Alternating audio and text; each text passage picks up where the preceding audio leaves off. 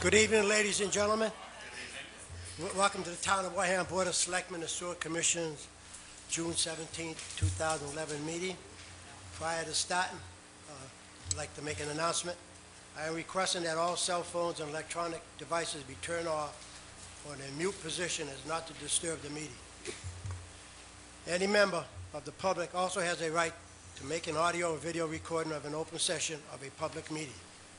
A member of the public who wishes to record a meeting must first notify the chair and must comply with reasonable requirements regarding audio or video equipment established by the chair so as not to interfere with the meetings.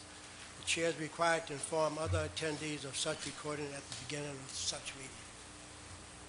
With that, we'll need to have a call for... Mr. Chairman, I move to appoint Kara Winslow, Clerk Pro Tempore. Motion made. Second. All in favor? Aye. Aye. Aye.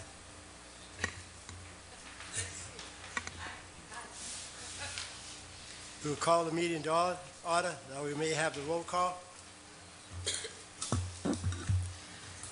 Mr. Chair, 4 selectmen are present. Mr. Stephen Holmes is absent this evening, as well as the town administrator. Say that again. He's here. No, I said Selectman Stephen Holmes is absent. I meant the town administrator's here. Okay. It's been a hot day today. So. Any announcements? Yes, Mr. Chair, we have one announcement. With the recent passing of Ida R. Montero, the most recent recipient of Wareham's Boston Post cane, the Board of Selectmen is looking for the town's oldest citizen. If you believe yourself or a family member living in town to be the oldest citizen, please contact the Board of Selectmen's office at 508-291-3100, extension 3101. Citizen participation?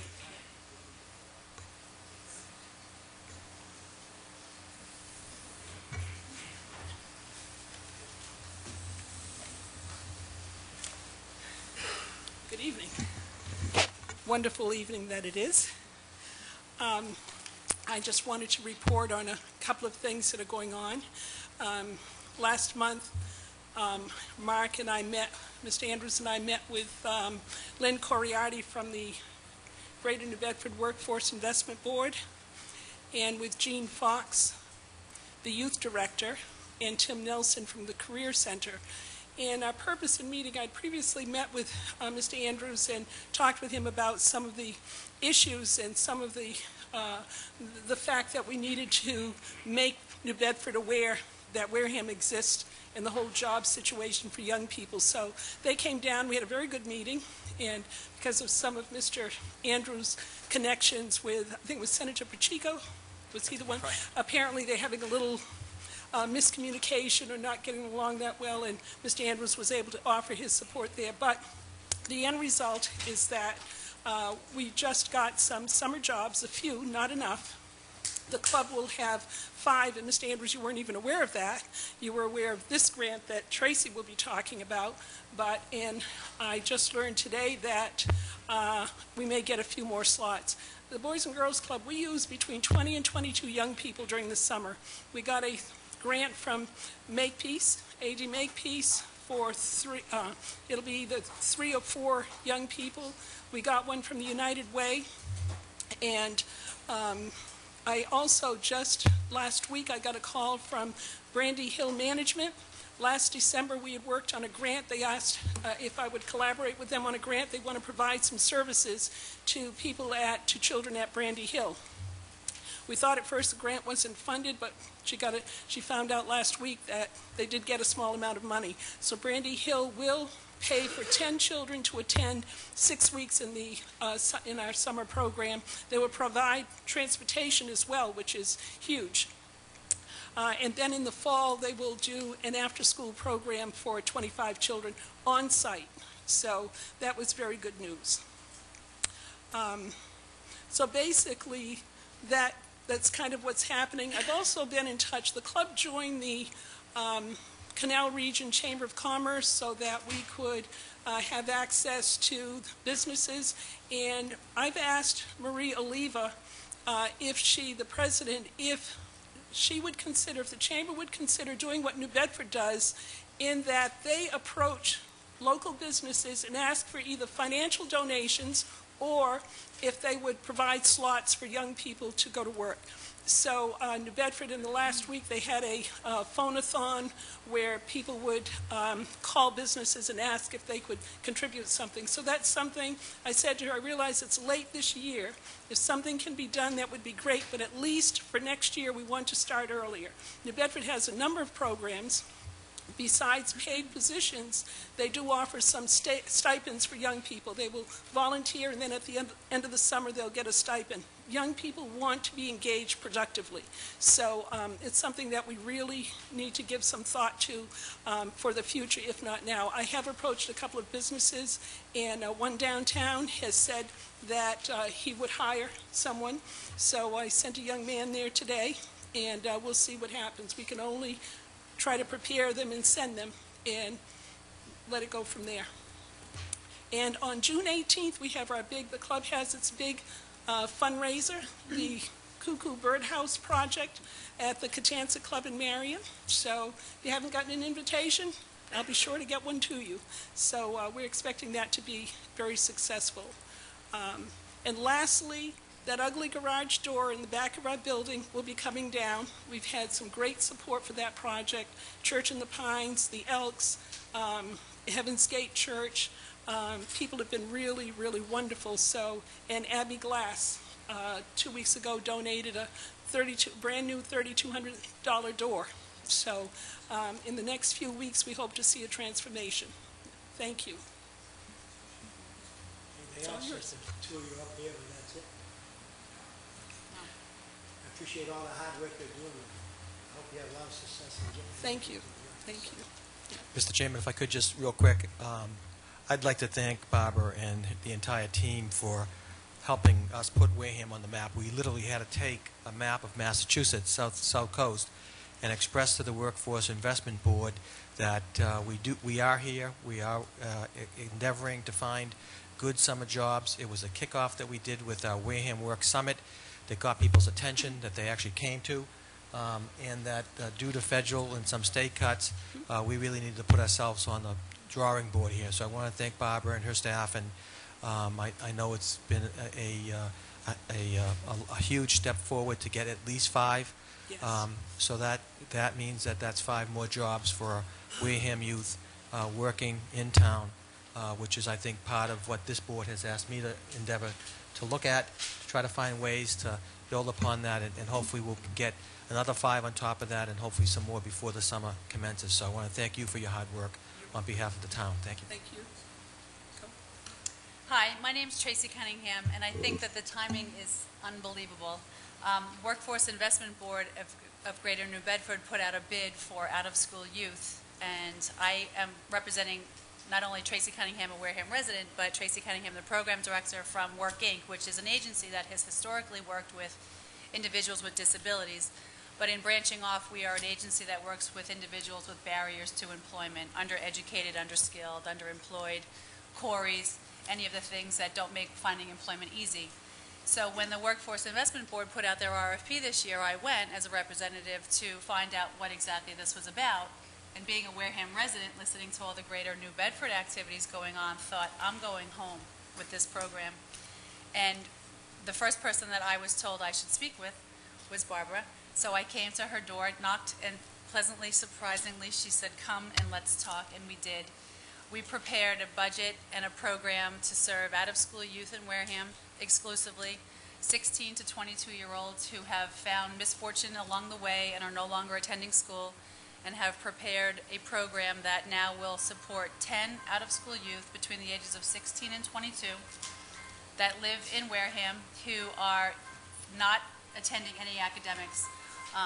And the purpose of this program and the intent of this program is that the students, or the children, rather, youth, must, 1, engage academically. They have to either re-engage at the high school, the alternative high school, enroll in GED preparation for, hopefully completion of GED, or in our PM3 school.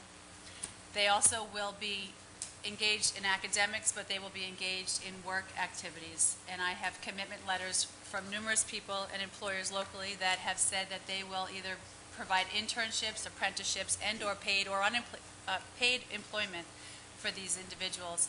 And so we have been funded to support 10 youth. This year starts and commences on July 1.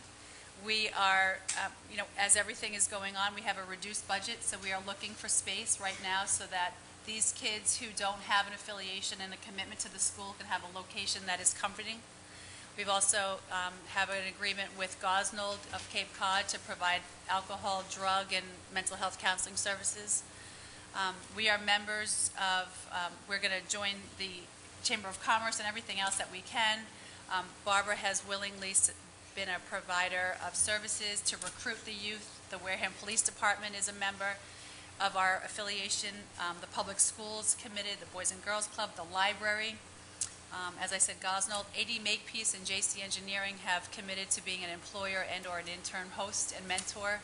So I think we have really good commitments from Wareham roots, and I think that our program is going to be very successful, and I'm proud to be a resident and a provider of services, and I think we're going to do good work. So, thank you.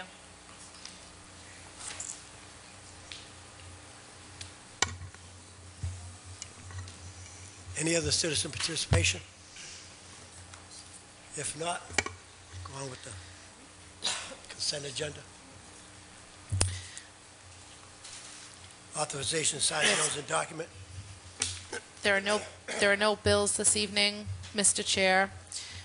We have interviews to the Bike Path Committee, Clean Water Committee, Commission on Disability, Community Events Committee, Conservation Commission, and Zoning Board of Appeals. However, we have a licensing hearing scheduled. Right. Okay. Why don't we do it's 7:15 for the hearing, so right after the hearing we can go with the interviews. Yes. Would you like to do the approval of the executive session minutes of May 19th, since we have about 75 seconds before 7:15? Yes, that'll be fine. Okay. I think we have more than that. We have a few minutes, but go ahead. Mr. Chair, I make a motion to approve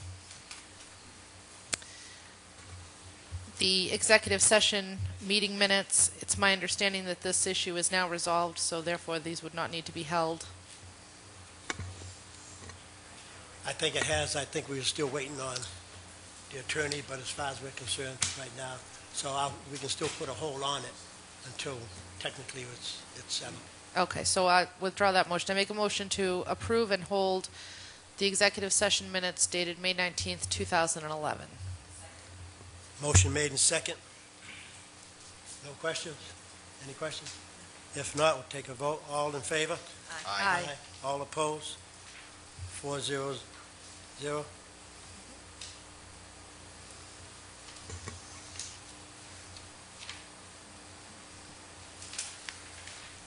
We will go into public hearing at 7:15. I think it's 7:15 now. Take a vote of the board. All in favor? Mr. Chair, I make a motion to open the hearing for the application for a Class 2 license from A Collision Shop located at 2371 Cranberry Highway, West Wareham, Mass., in accordance with the provisions of Chapter 140 of the Massachusetts General Laws. Second. Motion made and second. All in favor? Aye.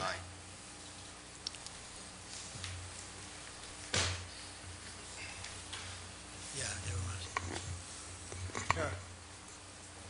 We have to go into open meeting, take a vote. Just Open the hearing. Just for executive, right. Okay, the first one for the meeting is, Kara?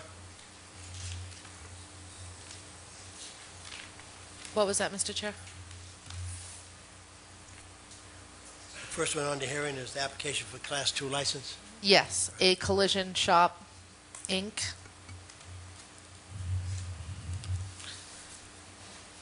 You represent A Collision Shop? Yes, sir? thank you. I'm Brian Grady with GAF Engineering, here representing A Collision Shop, Inc. on their application for a Class 2 license. The location of this property is 2371 Cranberry Highway. That's the former location of Franconia Auto Body. It's adjacent to Wallaca Storage to the south. Mobile One Lube Express is to the north. Wareham Fire District is directly across the street, as well as another storage area. This property, as I mentioned, was previously operated as Franconia Auto Body. They also did hold a Class 2 license for automobiles. The property is up and running as a auto body shop under the name A Collision Shop, Inc. And the applicant is seeking a license for 5 used cars, which would be a complementary use for the collision shop, and the property has historically contained that in the past. It's zoned strip commercial, which is a special permit use also. We have filed with the Zoning Board of Appeals. We have a meeting scheduled with them in a couple of weeks. I think the project has preliminarily been reviewed by Town Planner John Charbonneau. I spoke with him briefly. He really didn't have any comments at this time on it. So we'll have that meeting in a couple of weeks from Zoning Board of Appeals and see if there are any suggestions that they have relative to site use. The lot size is approximately 1.13 acres. We did file an A&R plan. There are plans currently being discussed with the applicant, myself, an architect for the project for future improvements to the site, an expansion of the auto body shop, and potentially some coming back to you requesting to display some additional used vehicles. But those plans are in the works. We have prepared an A&R plan for the property, which was signed by the planning board, which would add an additional 24,000 square feet to the property, bringing it to a total of 1.7 acres. So those plans are in the works, but that's going to take several months to work out those details and then see where we are in file for the long term. And again, we're seeking a license for display of 5 vehicles at this time. If I could respond to any questions. Okay, so at this point, all you're applying for is the Class 2 license, which the farmer owner previously had. That's correct. Right. Board have any questions? I have some questions, Mr. Chair. I drove by there, and I noticed that it's all sand to the north. I guess Yes. it's to the north. Is that planned to be paved? Is that where the used cars would be displayed? The used cars would be displayed in front of the building per the plan. There are plans, as I said, in the development phase, exploring an expansion to the site. So the applicant got a little bit ahead of himself as far as bringing in some fill and doing some grading on the site. There are no immediate plans because the plans aren't finalized yet as to will there be paving, what it's going to look like. Those are in development. As they get developed, we will file for the appropriate permits and licenses for those. I can, if they do go through to fruition, the preliminary discussions that I've had involve an addition to the structure in the rear. The front parking area would be paved with some underground stormwater drainage for it, and the rear area would be used for miscellaneous storage of vehicles and things like that. But there are no plans on paper. These are just kind of concept discussions that I've had with the applicant. The architect is working on some plans right now, but those aren't available. He hasn't finished those. I don't know when those will be available. So we're in the discussion phase with what the future of the property will finally look like and what we will file with the town. So if you're currently in the discussion phase and you have a pending hearing before the ZBA, is that in any relation to the Class 2 license? We're seeking a Class 2 license for the display of the vehicles here, and it's a special permit use. The permitting authority for that is the Zoning Board of Appeals. I understand. So having the cars there's not been any discussion or concerns about having those cars stored where there isn't a hard surface to store the cars? Are they going to be stored, are these going to be displayed just on the sand so that there's direct drainage? There will be temporary improvements made for this, for the 5-car display and the parking area. There will be, the Franconia Auto Body did have a gravel surface in front of the building, which has been disturbed. It was very old, number one. The surface hadn't been treated, in some improvements to the site for the 5-car display and for the parking area for the operation now. And then we will make plans to move on to what the final condition will look like while that temporary condition is in place. Thank you. Any other questions? I think Selectman Begley covered some of the questions that I had, but I'm somewhat concerned. Part of this process, you're required to notify the abutters, and their ability to comment on a plan like this this is basically a temporary plan that you're handing us. Yeah, we're calling it an interim plan. That we are in serious discussions as to how to move forward, correct. Okay. And I think one of the questions that Mrs. Begley asked that I didn't quite get an answer to was, is there going to be a paved parking for these 5 cars that you're talking about now?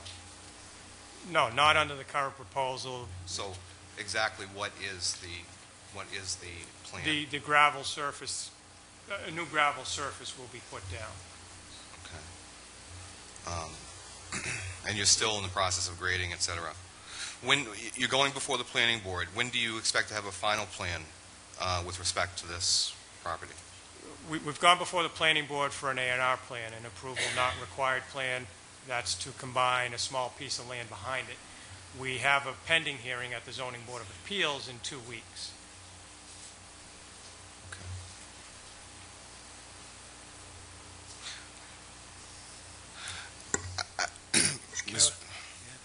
Go ahead. I guess I'm a little bit concerned that we don't have something concrete that we're looking at as a final plan. And Well, I believe the plan that's in your packet is the plan we're looking to do. I don't know. this is the final plan? Yes, yes. It's part of a full-size plan. Those small copies were made for your packet. So we do have, I could give you this full-size plan if you'd like to review it. Okay. This is the plan that has been filed with the Zoning Board of Appeals, which is a full site plan for this interim use. Those are just the plans displaying the location of the 5 spaces that are part of this license application. And when we get to the Zoning Board of Appeals, they'll take a larger look at the site use and things of that nature. Right. So in effect, I guess, Mr. Andrews, Mr. Chairman, through you to Mr. Andrews, absent the Zoning Board of Appeals approval, does it require an approval from the Board of Selectmen prior to going to the ZBA? Through Mr. Chairman, I believe that these are concurrent processes that are taking place. However, the board can ask for, because I was unsure, a final plan, which is under your purview, if you so desire. I'm sure that information can be forthcoming from the engineering company. Okay. Thank you. You're welcome, Mr. Chairman. Do you have anything? If the ZBA does not approve your special permit, what do you do then? Then nothing happens. We need both approvals for the display.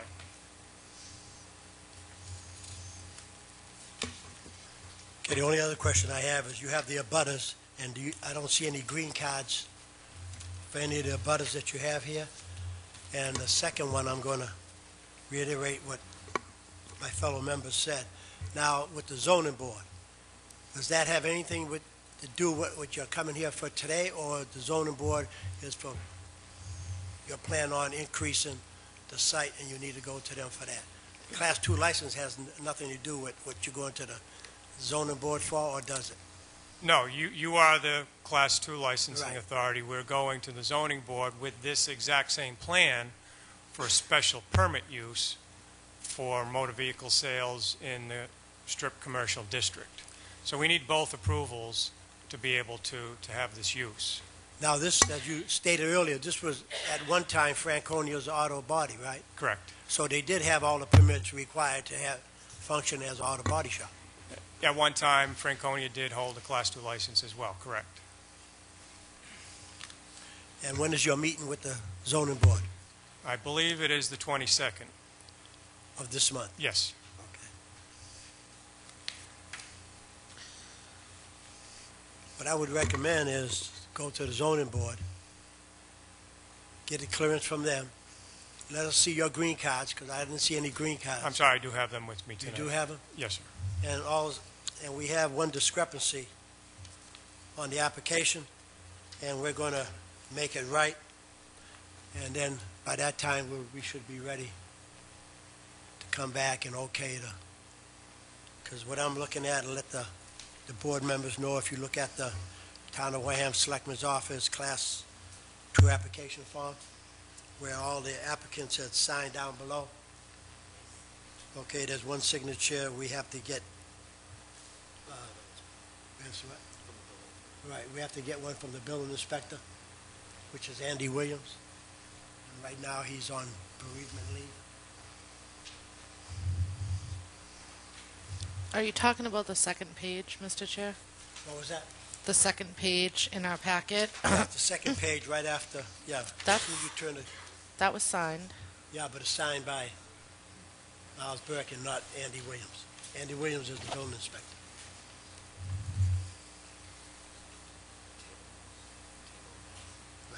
I'm confused.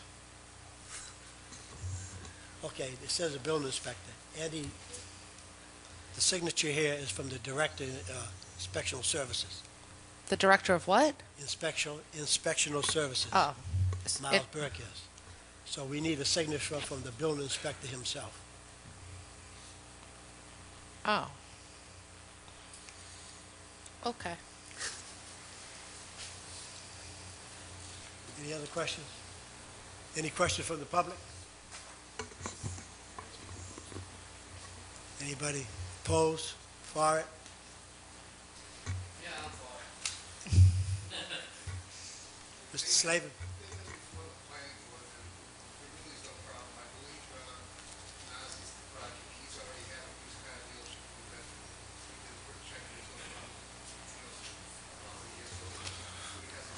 Mr. Chairman, through you, could we ask the speaker to come to the microphone? Okay.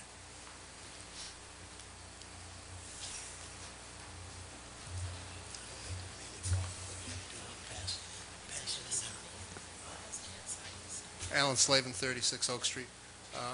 They've already come before, with the initial A&R from the planning board, and there's really no problem as far as what's going on there. And the applicant has prior experience in the used car business from quite a while ago.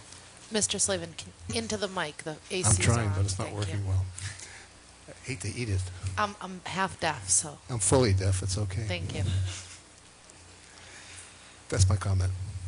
My husband would say I'm fully deaf, but It's called selective hearing when there's a woman around. Yeah, I see the green card. You have it? Yes, sir.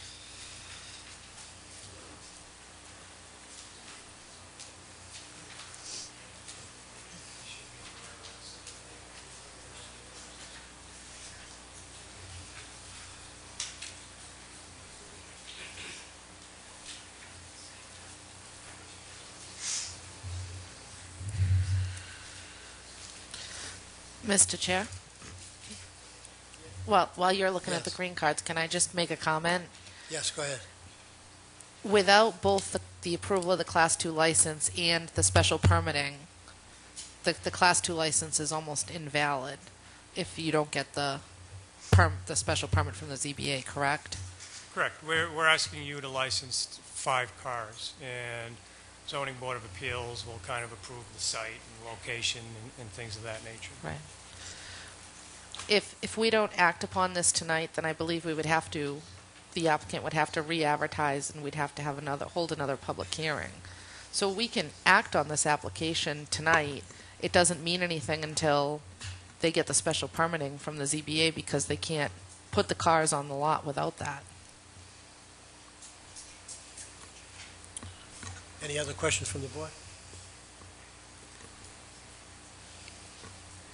And the only other thing we have to do is get the right signature on ours, and it should be clear. If you want to act on it now, we can act on it. We need to have a motion. I make a motion to approve the application for a Class 2 license for a collision shop located at, sorry, I turned it the wrong way.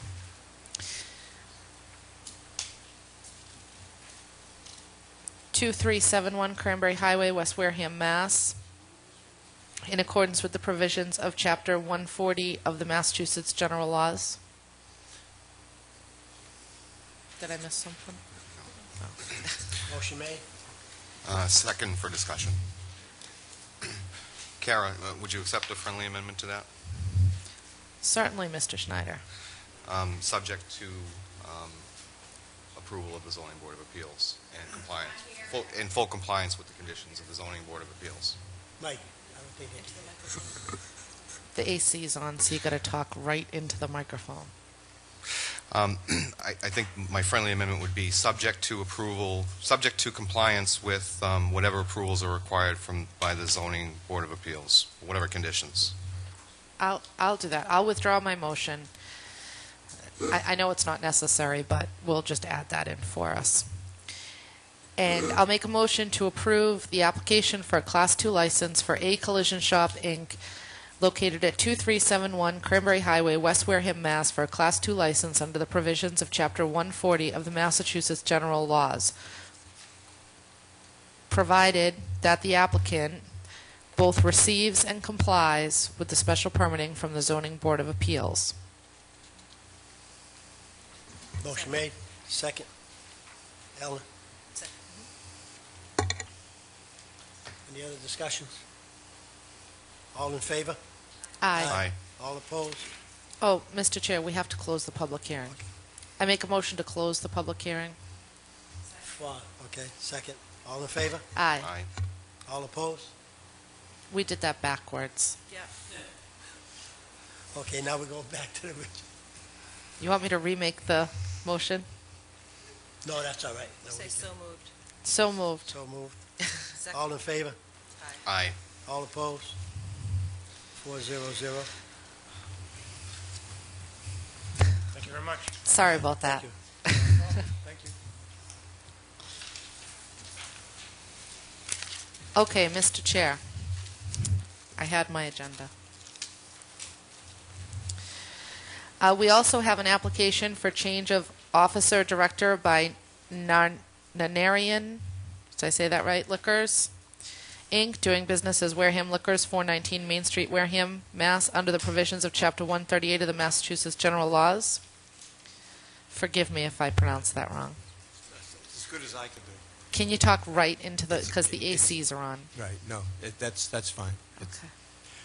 If it pleases the board, my name is Arthur Perlman, and I represent Dimpleman Patel and Narayan Liquors, Inc., doing business as the Wareham Liquors at 419 Main Street. We're seeking to add Jigar Kumar Patel as secretary of the corporation, Narayan Liquors, Inc. Narayan Liquors, Inc. is a mass corporation. Dimpleman Patel is the president, treasurer, sole director, and sole shareholder. Jigar Kumar will be the secretary only. He will not have any ownership, nor will he have any operational responsibility. Dimpleman Patel will continue to operate the business at 419 Main Street, Wareham. The operation, management, and the operating hours of the business will remain unchanged. It's strictly a technicality. We have to add this person as a secretary based upon the lottery's request. When the lottery got the application, they felt that the financial worth of the Dimpleman wasn't quite sufficient. They asked that we add another officer to the corporation who would also sign the documents that the lottery requires you to sign, and that person has to be an officer. So we had to make him an officer, and now because of the ABC rules and regulations, every time you change anything that you've put before a board that then becomes inoperable or changes, you have to come and do the whole process and let them know you've done it. So that's why we're here today. The operation itself will be as it's been since you've approved it last year and as it's running currently. Nothing will change. Any questions for the board? No, sir. Mr. Chair, I make a motion to approve the application for change of officer / director by Nanarian Liquors, Inc., doing business as Wareham Liquors, 419 Main Street, Wareham, Mass., under the provisions of Chapter 138 of the Massachusetts General Laws. Second. Motion made and second. Any other questions? All in favor? Aye. All opposed? 4-0-0. Thank you very much. Thank you very much. Thank you. Mr. Chair, our final license and permit for the evening is an application for 2 one-day all-alcoholic beverage licenses. Permits by Cromeset Tribe, number 156, Improved Order of Redmond, Inc., 745 Main Street, Wareham, on June 19th, 2011 and August 7th, 2011, from 12 p.m. to 5 p.m., under the provisions of Chapter 138 of the Massachusetts General Laws. Welcome. Thank you. Mr. Chairman, ladies and gentlemen, my name is Phil Gustafson, bar manager, Improved Order Redmond. This one for our clam bake, for the Redmond clam bake, we've done approximately 60 years. I wasn't involved in it then, but I've been involved in it for the last 43 years. And this is our major function for the year, and enables us to perform our charitable functions during the year. And it's been a great summer function for Wareham, one of the largest social events, probably one of them, in the summertime, that a lot of the townspeople have looked forward to, and a lot of our summer residents attend year after year too. And that's is this going to be on TV? Because the tickets are available at this time, and Please go ahead, give yourself a plug. It's a full clam bake menu of chowder and brown bread and fish and clams, hot dogs, sausage, and sweet corn, potato, onions. All you can eat. $30. Who should people call to get tickets? I'm sorry, dear? Who should people call for tickets? They can call the hall, 291-0882. Myself, Phil Gustafson, or Franny Vincino is co-chairman with me this year. I've been chairman for like the last 25 years, and I'm passing the torch, so to speak. So I'm going to help him this year, and then it'll be up to Franny Vincino to do it. The other function is a rented function by a member. It's also going to be, this is just to extend our premise, actually, our license to do the outside in our grove, both of these. And the other function is a rented function by a member, and it's to honor or to bless the Cape Verdean fishermen. I'm not too, I'm not, can't tell you too much about the particulars of what it is. It's like something similar to the blessing of the fleet, something similar to that. And it's going to be around 150 people probably, and it's on Father's Day, and I'm not going to be there, but I have two of the former bar managers that are going to be there, and they'll make sure that everything is as it should be. Any other questions for the board? So to be clear, the clam bake is in August, Yes, ma'am. Always the first Sunday in August, August 7th this year. so that's the $30 clam bake, fish, all-you-can-eat Yeah. function. And then the function in June is a rented function, is that, are tickets going It's to be sold? a member of our club that's renting the function to do whatever they're going to do. We rent the hall continuously through the year for different things, such as baby showers, wedding showers, anniversaries, and weddings, and so on and so forth, or whatever the person wants to rent it for, as long as it's a legal thing.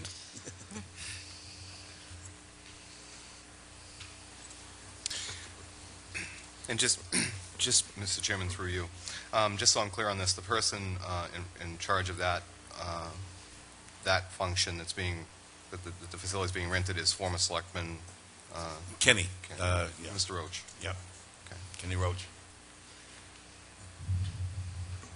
Any other questions from the board? I don't have any questions, but I do believe we have to do these as separate motions. Correct? Okay. So I'm going to start with the June one. I make a motion to approve the application for a one-day all-alcoholic beverage license permit by Cremisa Tribe Number 156, Improved Order of Redmond, Inc., 745 Main Street, Wareham, on June 19th, 2011, for the moral and religious support to Cape Verdean fishermen, similar to the Blessing of the Fleet, between the hours of 12 p.m. to 5 p.m. under the provisions of Chapter 138 of the Massachusetts General Laws. Motion made. Second. Motion made and second. All in favor? Aye. All opposed? 4-0-0. Mr. Chair, I make a motion to approve the one-day all-alcoholic beverage license permit by Cremisa Tribe Number 156, Improved Order of Redmond, Inc., 745 Main Street, Wareham, on June 19th, 2011, from 12 p.m. to 5 p.m. for the annual clam bake. Mrs. Winslow, I think that's August event. Oh, I'm sorry. Scratch that. On August 7th, 2011, from 12 to 5 p.m. for the annual clam bake under the provisions of Chapter 138 of the Massachusetts General Laws. Second. Motion made and second. All in favor? Aye. Aye. All opposed? 4-0-0. Thank you very much, and you got your advertisement in. Thank you very much. Thank you. You all have a good night. Now, I'll get called to pick that up, or is there a certain day I go to pick it up? Yeah, the office, we'll sign it tonight if it's in our box. Okay, well, Shirley will call me up. Yeah. Okay, thank you very much. Thank you.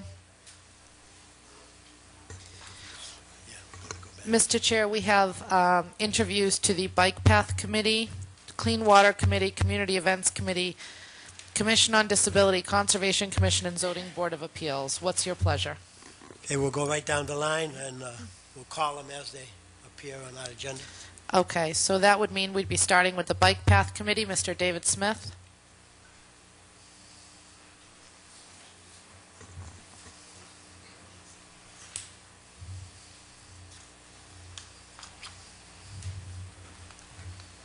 Good evening. Unfortunately, we already had our event, so I can't advertise.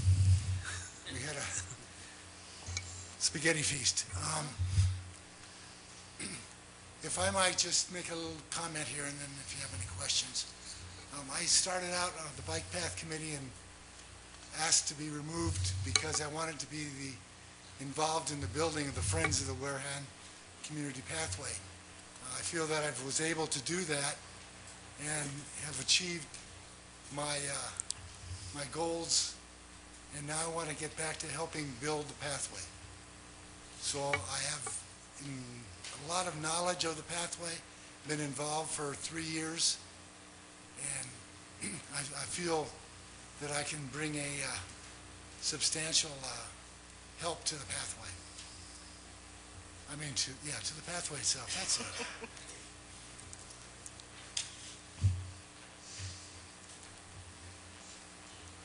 Any questions from the board?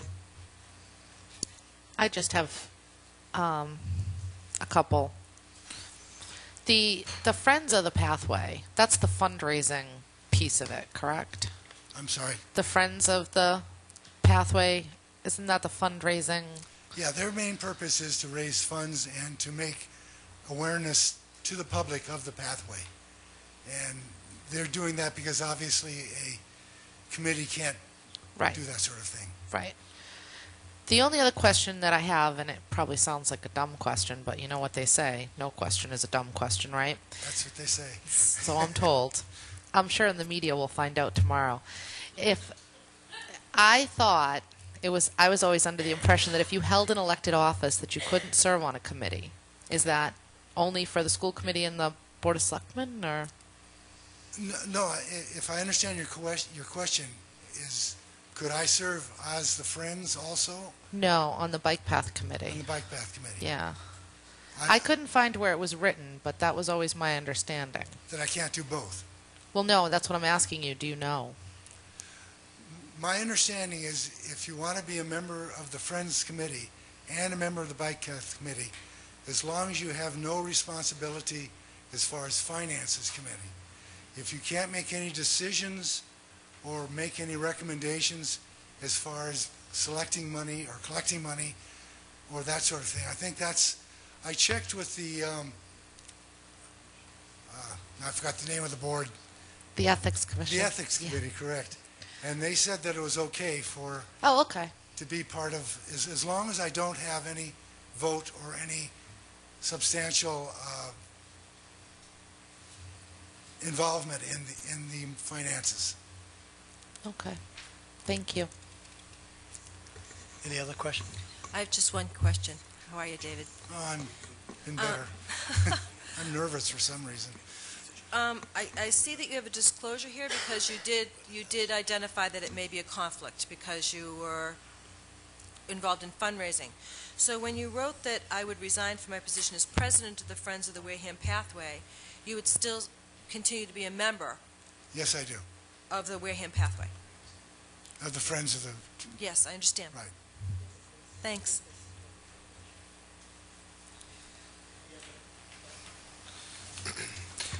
I just think I want to clarify a little bit what I think Selectman Winslow is trying to get at, and I think just for clarification, I think her question was similar to the Board of Selectmen. You're an elected official, being a town assessor, being on the Board of Assessors, and I think her question, just so it's clear, I forgot about that. but I think that the charter. The charter is absent, it's silent on the issue. So, just for clarification, if I you're don't wondering. know. Yeah, Okay. I think it would, because I'm an elected official, I'm sure it would be the same, yes. Okay, now, only comment, I appreciate you stepping up to volunteer. Only comment I'm going to make is, that I'm going to let everybody know that's here for interview. Tonight is only for interview, and appointments will be made at our next regular meeting. So tonight is just, that'll be the 21st. There is any other questions? Thank you. Thank you, Mr. Smith. Thanks, David.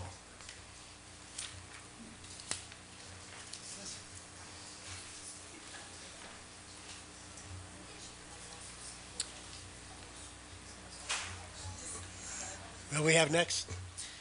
I'm sorry, Mr. Chair. The next in line for the interview is for the Clean Water Committee, Joseph Leggett. And just so we all know, there are 3 vacancies exist on the Clean Water Committee. Good evening. Afternoon. Name's Joe Leggett, 14 Bayside Drive. Talk into the mic. I thought I was. It's staring No, right. you got to like really get close. Got to eat the sucker. Okay, can you hear me? Yes, thank you.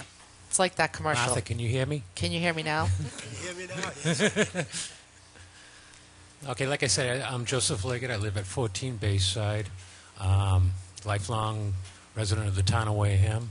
I have the time to dedicate to this, and major reason why I'm doing it is because right now we have 2 gentlemen that they can't really get a quorum and get going on the business at hand of the Clean Water Committee.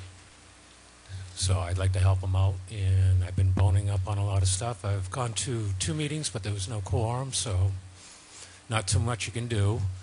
And I have been to a couple of Board of Health meetings where they've actually discussed the issues with the nitrogen and stuff like that. So I'm getting up to speed on what they're dealing with on the Clean Water Committee. So that's why I'm before you now. and nervous. Any questions from the board? It's been, Mr. Leggett already addressed the issue that he can't really attend. Well, he has attended some of the meetings, but there hasn't been a quorum. So he's already shown some dedication there, if there's only 2 people that are in the Clean Water Committee at the moment. Yeah, and by the looks of the application, I don't know what we have on file already, but if there's 3 vacancies, and you still have time to send in, and if anybody else wants to join and volunteer for Wareham, we're all doing it for the town of Wareham, so we need to step up, and now's the opportunity to do it. Any other questions from the board? Just a comment. I think that this is an extremely important committee for the town, both for environmental reasons and economic impact. And I certainly appreciate your volunteerism. Kara? Oh, I don't have any questions, but thank you. I appreciate you for volunteering. Thank you very much. Mr. Chair, next we have the Community Events Committee, Mr. Tom Monahan. Now, there are two people who are up for reappointment. Other than those 2 positions, no vacancies currently exist on the board. But as you know, we decided that we weren't going to just automatically re-up people. We wanted to, hear from everybody. Makes sense to me for sure. Yeah. Tom Monahan, 111 Pineview Terrace, Great Hill Estates, West Wareham. Chairman Cruz, Selectman Spegley, Schneider, Winslow, and T.A. Mark Andrews. You have quite a lot of my material in front of you. And if I were to summarize, by way of moving it along, my parents always were big on minding your P's and Q's. And that's something I'm learning slowly again, or relearning. But my P and my Q that I'd like you to be mindful of is I certainly have the passion for the job. And yes, in fact, I do have the qualifications as well. So should there be an opening, be mindful that Tom Monahan is interested and available. Any questions from the board? I do. Hi, Mr. Monahan. How are you? Hi, Ellen. How are you? Very well, thank you. You were involved in the arts. Yes, Community Arts in Community Action. Arts in Action, and that certainly was kind of as far as I was concerned, kind of an offshoot for Community Events Committee. Now, how long was that? We had a 16-month run, and we're able to make major contributions to 4 different entities here in town and brought entertainment in. We were pleased with what we did, but financial concerns eventually, when you're an artistic success but not necessarily a financial success, something has to go, and we had to say goodbye to Community Arts in Action. I understand. Now, are you on any committees right now? I am not currently. But you've been very involved in Council on Aging, because I've been to multiple events at Council on Aging where you and Sheila have provided entertainment. Thank you. Hopefully you enjoyed it. Very much so. Thank you. Any other questions from the board? Thank you, Mr. Monahan. Thank you, Kara. Through you, Mr. Chairman, my question to you, Mr. Monahan, is the Community Events Committee ready for your energy? That's... I really just have one question. Have you been attending any of the meetings of the... No, I haven't. I do have all their minutes, which I've taken offline, and their budget report for last year, and I'm also familiar with all of the players whose name, all the members who are already on the committee. Okay. Thank you. Tom, I want to thank you for volunteering. Thank you, Walter. And your application will be on file, so if anything comes up. And for all the applicants, when you come for the interview, all your applications will be on file. So when the opening does appear again, even though we call for more applicants to apply, your application's already in, and we'll look at that also. Great. Thank you very much, everybody. Thank you. Mr. Chair, next up is the Commission on Disability. Patricia Panzarino. Did I get that right? Sorry. Okay, good. Come on up. Welcome.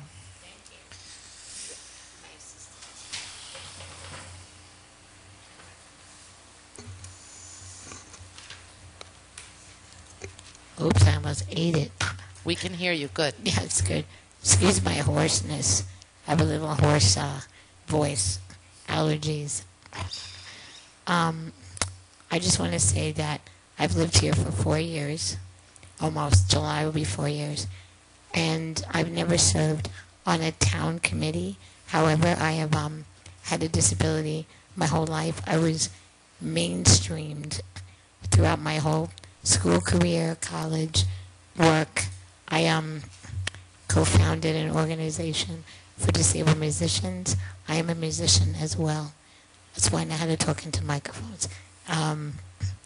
And I worked in New York for an independent living place center, and I also worked here in Brockton for a short time for Independence Associates. So I have a lot of advocacy and kind of, I think that what I can offer is people with disabilities are a thread throughout all the other committees. We use the bike path, we drink the water, we go to events, we're members of our community.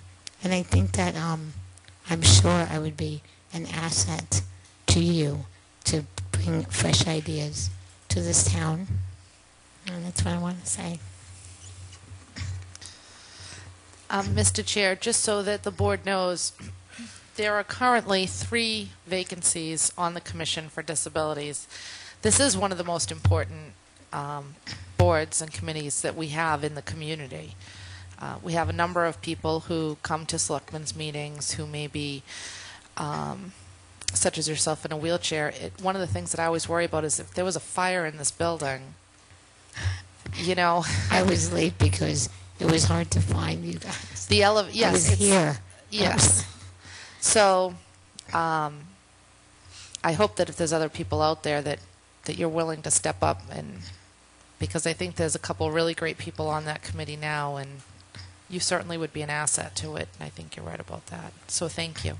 No more questions? I have a question. Okay. Well, not so much a question as a comment. I'm currently the liaison for this particular committee, the Commission on Disability, and they've been unable to have a quorum. Excuse me? They've been unable to have a quorum. There's only 2 people right now on that committee. So I absolutely appreciate you coming forward and expressing interest in this. I spoke to one of the committee members who had also been on the Commission of Disability in another town and was very, very active in that, and has expressed some disappointment that there hasn't been a quorum and they haven't been able to move forward on many issues. So I really appreciate you coming forward. Thank you. Thanks for having me. Any other questions? I just have a comment. I just wanted to say that your resume is very, very impressive. Thank you. And anyone that can speak Italian, Spanish, and French is okay in my book. I'm most fluent in Spanish and Thank Italian, but I can't speak French. Thank you for submitting the application. Okay, thank you. Any other questions?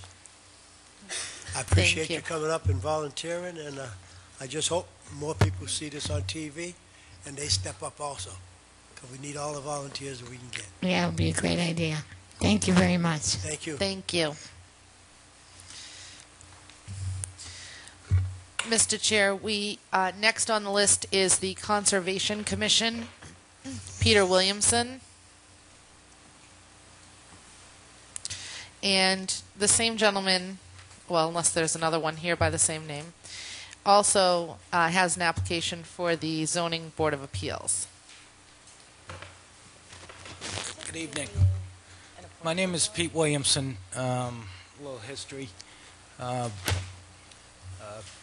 5 years ago, I worked on the treatment plant in town, the sewer treatment plant. And my wife and I Just packed up from New Hampshire, and we've moved here permanently. And honestly, I wasn't quite sure what to write on the application online. But you know, we want to make Wareham our home, and I think it's important that I start to volunteer for the town. And I'll take any questions you have. I signed up for Conservation Commission and the Zoning Board because my background, I think I'd be well suited for either position. I've been in the construction business for about 25 years. I've spent a long time up on the Central Artery, dealt with a lot of issues up there. I manage a mid-size construction company in Massachusetts now, and I'm just looking to volunteer and give my time at this point. Mr. Chair? Yes, go ahead. There are 2 associate vacancies on this board, and 2 members are up for reappointment. Just an FYI. For which board, Mrs. Winslow? The Conservation Commission. And for zoning, what is that? Isn't zoning the other appointing authority? No? They fall under us? Yeah, okay, I see it.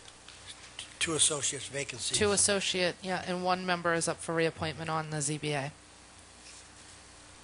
So I appreciate you stepping up to volunteer, and not only volunteering, but you're taking ownership, you know, by trying to get on the committee. Sure. And I appreciate that very much. Absolutely. Any other questions from the... Yes, through you, Mr. Chairman. I'm assuming Conservation Commission is your first choice? It was either one. Was you either know, one. I just honestly, I just want to be able to help and assist the town, and you know, I have thorough knowledge in construction and development. So whatever board was needed my services the most, I would be willing to serve. Okay. Great.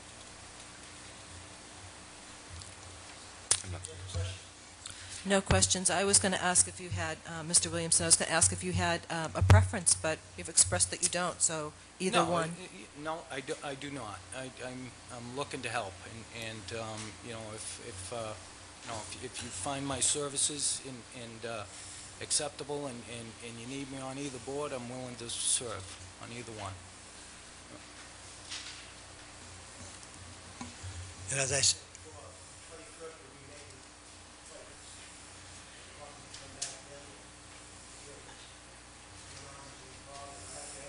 Yeah, that's fine. Yeah. Okay. I appreciate your time. Thank you. Thank you.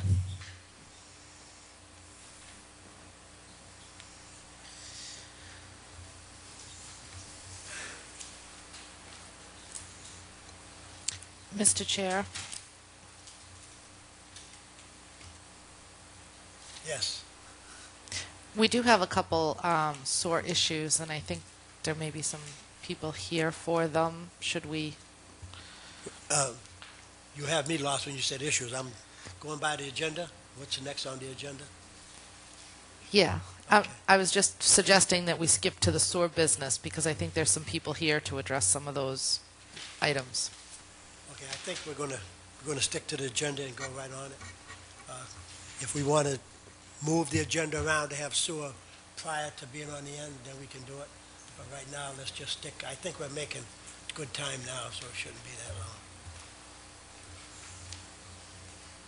Okay, right, the town administrator's report. Mr. Chairman, through you to the audience and the members of the board, listening audience.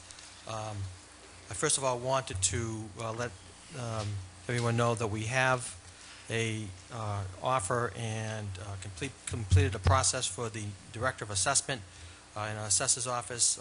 Selectman Snyder and I conducted the final interviews prior to that. Chairman Steve Curry and Building Inspector Andy Williams conducted the preliminary interviews. This is a critical position, as you know. We have initiated for the record. We need to fill this, position, and through our process, I have appointed Ms. Elsa Miller to the position of Director of Assessment. She is well qualified. She has a number of new and exciting ideas to move the assessing department forward. And as you know, this is a critical juncture given the fact that we are in our triennial revaluation period. And so I have her recommendation. You should have received also a copy via email of my appointment letter sometime today from the office. And that's by way of leadership team update. I intend that hopefully Elsa, when she is on board, to move forward with filling the second position in the office, which is an assistant to the Director of Assessment. We wanted to get the Director on board prior to that process beginning. And once again, this is a critical position at a very critical time. Mr. Chairman, through you to Mr. Andrews, I was quite surprised, when we interviewed Elsa, that this was actually the second time that she'd been interviewed. I was a little bit surprised that the appointment hadn't occurred sooner, considering the qualifications. Her ability to start almost immediately, at least a couple of days a week. She certainly seemed to be a highly qualified and competent candidate, has the experience the town needs, and I was just surprised to see that this appointment is taking so long. Well, Mr. Snyder, for the rest of the board that didn't know, we went along with the program that was set up with appointments that was made with the application, and going by the board, and the members that were on that committee had recommended to put it out again. So we went according to that committee, which we are trying to be, whatever you want to say, upfront with it. So why have a committee if we're not going to take their recommendations? And we went by the committee, and it came back just as you stated. She could have been over here a month earlier. Right, would have been. But it's good that we went by the policy, because now we eliminate anything that somebody said, oh, this is the person that you picked or I picked. No, we went through the procedure, and it worked out fine. So I understand your point, Mr. Chairman, and I certainly understand your point, and I agree. And I guess my point is, I just wish that we could have, had her on a month earlier. Maybe we'll have you on more of the committees.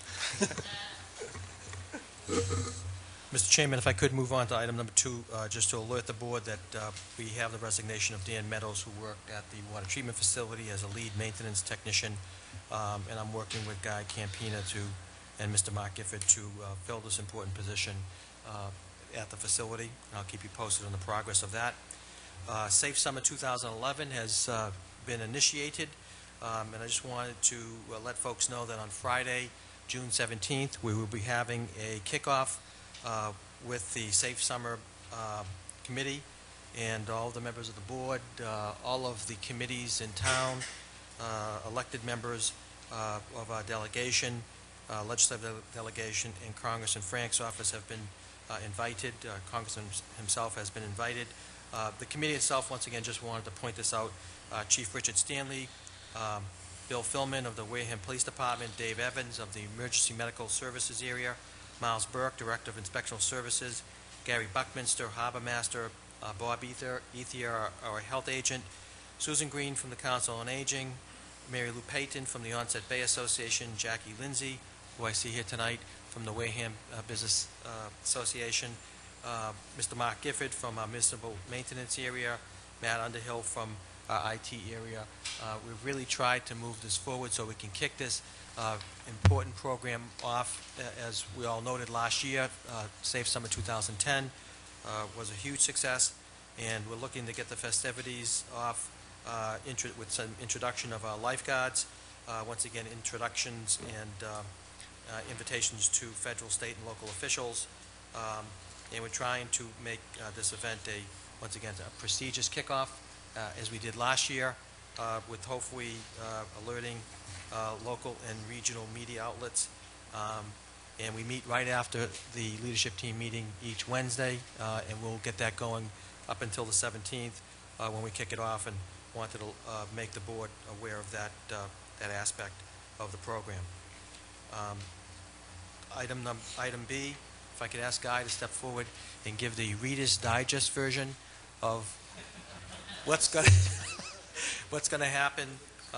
He's always out there working it. He has this effective utility management group coming in that came in on Monday, constantly looking for ways to cut costs, to reduce some of our expenditures. And Guy, maybe you can give us an update as to what happened yesterday. Absolutely. Good evening, Mr. Chair, members of the board. Mr. Andrews, Monday from 10 a.m. to 4 in the afternoon, we had a group of people from an engineering firm, Cadmus, sent to us by the EPA. They are funded by the EPA, and they work for the EPA, and their goal was to do an overview of the plant and assess 10 points of what we're doing at the plant. One being energy, management, customer service. They're all in here. Because it's the Reader's Digest version, I won't go into them all. I have the copy of it. It's an assessment. It's a way for you to look in the mirror, see yourself honestly and say, what am I doing? What am I doing right? What am I doing wrong? What do I need to do better? How do we get better? Am I serving the public? Am I treating my product properly? Am I doing what I'm supposed to be doing there? What can I do better? And it's just really an excellent, excellent self-assessment program sponsored by the EPA because they know we have issues out there. So it was a great, great time. It's all taped. Mr. White was there. We taped the entire session. So I'm going to offer it to Mr. Andrews through him to give it to the other members because it can be applied to all departments, not just the wastewater department, because it's not all the time that we sit, stop, catch our breath, and look and say, okay, let me evaluate. So it's really excellent. Last Wednesday, we went to another management meeting. It was the EPA and the DEP, and that was quite extensive. That was a day program also. We talked about employment. One of the biggest things facing us is baby boomers. People are retiring. That institutional knowledge is going, and how do we replace it? Everybody's having the issue, so we did a big roundtable on that. Very, very interesting. So one of the things that I would like to look into in the very near future is something along the line of co-op programs, working with a local school, probably Upper Cape, that has students in the field and maybe bring them in. So that was one of the things we talked about. Another issue we talked about is the Mawam, which comes to point now. We just had this tornado, and usually we say things don't happen here, tornadoes, hurricanes, disasters, and what happens if we have one? If I go down, this Mawam program, and I've got copies for you, it's voluntary. You do not have to participate, and basically what you're doing is you're sharing with many communities throughout the state of Massachusetts. Equipment, manpower, whatever you need to keep your plant running. It could be something as simple as a sick out. I mean, my goodness, if there's an epidemic and everybody gets sick, how do we run the plant? I make some phone calls, and all the plants in this area send me people, and the same thing with us. So we talked about that, which is an excellent, so I'll give that to you. We talked about energy, how to be efficient, green, and I've got all this stuff for you. As the state of Massachusetts has a very initiative program. The governor's been working hard on energy consumption, reducing the consumption of energy, and going green. It's really huge. We're looking at solar power right now. We're in the middle of looking at some really great programs, 10 acres to develop, which is very beneficial. 14th of this month at the plant, Atlantic Design will be there about the turbines. I know that's a controversial issue, but they'll be there. We do have that on the table. They've got some innovative things they want to talk about, shrinking the size, the style. I mean, the industry is going crazy, and it's something that we should pursue. I want to point out that the town of Falmouth, I just learned this, the town of Falmouth is net zero energy at their wastewater treatment plant. They use no energy. That's a tremendous savings to the ratepayers. They also give energy back to the community, so it's a tremendous savings to the taxpayers. It does work. They have their issues. They're resolving them, and it's not as substantial as people have made it out to be. So that's interesting, and I think that needs to be researched because it's critical and important. We're in economic times, and we talk about quality of life. Well, if I put money back in your pocket, that speaks to your quality of life. Data management, We're talking about that. We've got some companies coming in. That's another big thing, to look at how we take all this data. How do we manage it? We have some software, but, you know, software in today going paperless. We have scanners. We're starting to go paperless. Things are accessible. If I'm out on the road and I need something, I can pull it up on my BlackBerry. I have the document I need. Work continues. You don't stop, run back. So data management is very critical. That's something we talked about. We're really excited about that. Of course, I mentioned mass energy management. That's really, really good. CMOM. We were there. I got his card here. Very nice guy from the EPA. His name is Mr. Healy, Jack Healy, and he gave us an introduction to what we're going to be looking at in 12-13. It's 5 pages of what the EPA is going to mandate that we do in our pump stations, in our infrastructure. We have to have licensed, qualified personnel out there. We've got to map everything. It's going to be quite extensive, and they give you 2 years after your permit renewal, which would be for us 2013, so 2015. We started now. We're actually in the process. It was one of the biggest pushes for our split shifts. We got crews on the weekends, specifically to address our pump stations, our infrastructures. There's a lot of money out there. We've invested tons and tons of money, and it's time we chased it and protect our investment. And also, one of the biggest things we talked about Monday was financial viability. Capital improvement, capital viability. You know, it's good to get going, but viability and sustainability is very important. And so they're going to send me an update. In 2 weeks, they'll send me an overview of all the things we talked about. Then 4 weeks after that, they're going to send me the recommendations of things that we can implement. They'll assist us. It's all free. So it's important that we take advantage of it. When somebody tells me it's free, I say, come on down. And they come down, and I got to tell you, they help tremendously. And most people are afraid of regulators. You hear a regulator, you say, no, don't come down. But my goodness, if you're trying to do the right thing and you have them in, trust me, they work for you. They don't work against you. So it was a great time. Thank you. And thank you for your energy on the matter. Mr. Chairman, if I could, the last item on the TA report, last Wednesday, the 1st of June, we held a fiscal 2011 closing workshop with all of the department heads.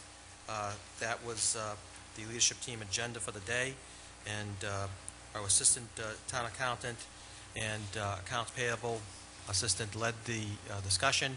In close, you'll find some of the worksheets that we worked off of to successfully close 2011. Staff's report on ongoing projects and issues. We do have a request from a trust to work on evaluating their status as a land donation before the Land Donation Review Task Force, and that is going through a process. I wanted to give you a little more verbiage and update tonight relative to that, and they are looking at the costs to comply with what we would necessarily have to have to order to entertain the donation, and that would make make certain that we have a clean site. And so Dave Bichette, who's chairman of the Land Donation Review Task Force, is working on that item, and I'll keep you posted. Fiscal 2012 budget, the House of Representatives and State Senate have completed their processes, and they are now formed a conference committee and working on finalization of budget. As we know, the Senate resolution confirmed that the Senate would not go below what the House had included, and that was part of the discussion we had on the budget.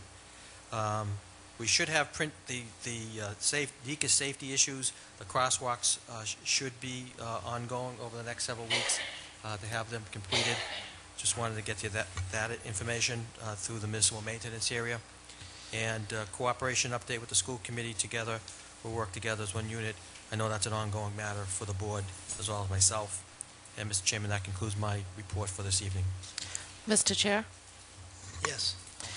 Through you, I would like to ask that we get an update on the move of the legal cases from Copeland and Page to the new attorney. It came to my attention very late this afternoon that while Copeland and Page had withdrawn their appearances on all the labor pieces, that there's no new appearance filed. We haven't received anything from this new attorney showing us where all these files are, and I'd like that added to the ongoing town administrator's report, please, so we can keep up with where some of this stuff is. Mr. Chairman, So noted.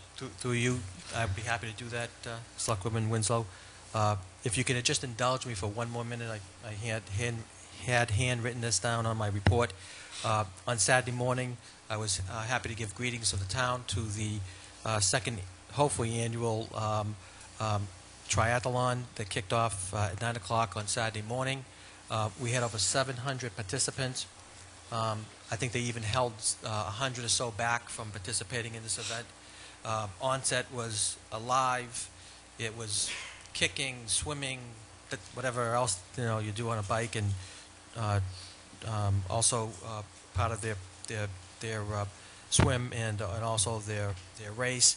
And it also, I would note that on Sunday midday, we confirmed that Onset looked as clean as you could possibly get it to look after this event. It was very successful, and I'll give further information and report that I'm preparing for the 21st, but wanted to make sure that the members had that. And also, if you would indulge me, one last item. I am looking for, and maybe Rich can come and give us the legal update on the 21st, as well as give us an update on the Westfield RFP, which had been in legal. And I know, Mr. Chairman, you and I were both waiting for, I don't know, rata sheet or some form of minutes, or I shouldn't say minutes, some form of guidance through it. In talking with Selectman Schneider, I know that we have that now. We're complete, so we can move forward and hopefully have a preliminary report from our attorneys at Town Council on the 21st. Thank you, Mr. Chairman. Okay, so on the 21st, we can do the K&P and Westfield. Put it on the agenda. Okay, that's good. But what I want to make sure has happened is that the files that were removed from Copeland and Page withdrew their appearance from every one of those cases. However, there are some cases that the new attorneys have not filed an appearance for. So currently, those cases have no attorney representing them from the town of Wareham. And those are the labor cases. And we need to ensure that all the files that came out that Copeland and Page withdrew their appearance from, that we have a new attorney who is on record as representing the town of Wareham. So what I would like is, remember how we used to get the list of cases? I want to make sure that every one of those cases has an attorney, because town council works for the Board of Selectmen. And ultimately, we should be making sure that these things occur properly. Okay, because we did get a list a couple months back of all the... Right, but what I'm saying is that some of the cases never had... See, the law firm that we ultimately appointed doesn't do labor.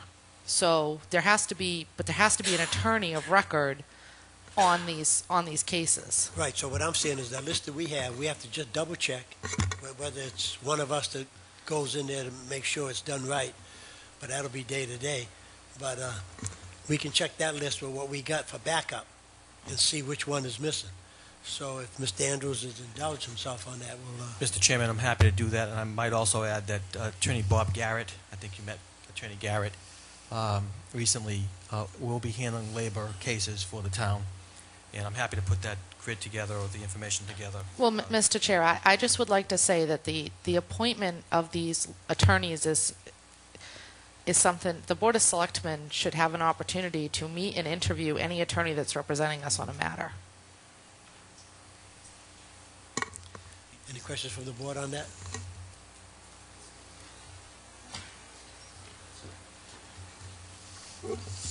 Could you clarify that, Selectman Winslow? In the past, the attorneys all worked for one law firm. Now that we've appointed a law firm that does not include certain types of law, such as labor law, there's a new attorney who's been appointed that I guess we met. I'm assuming that's the attorney that was here the night of the hearing.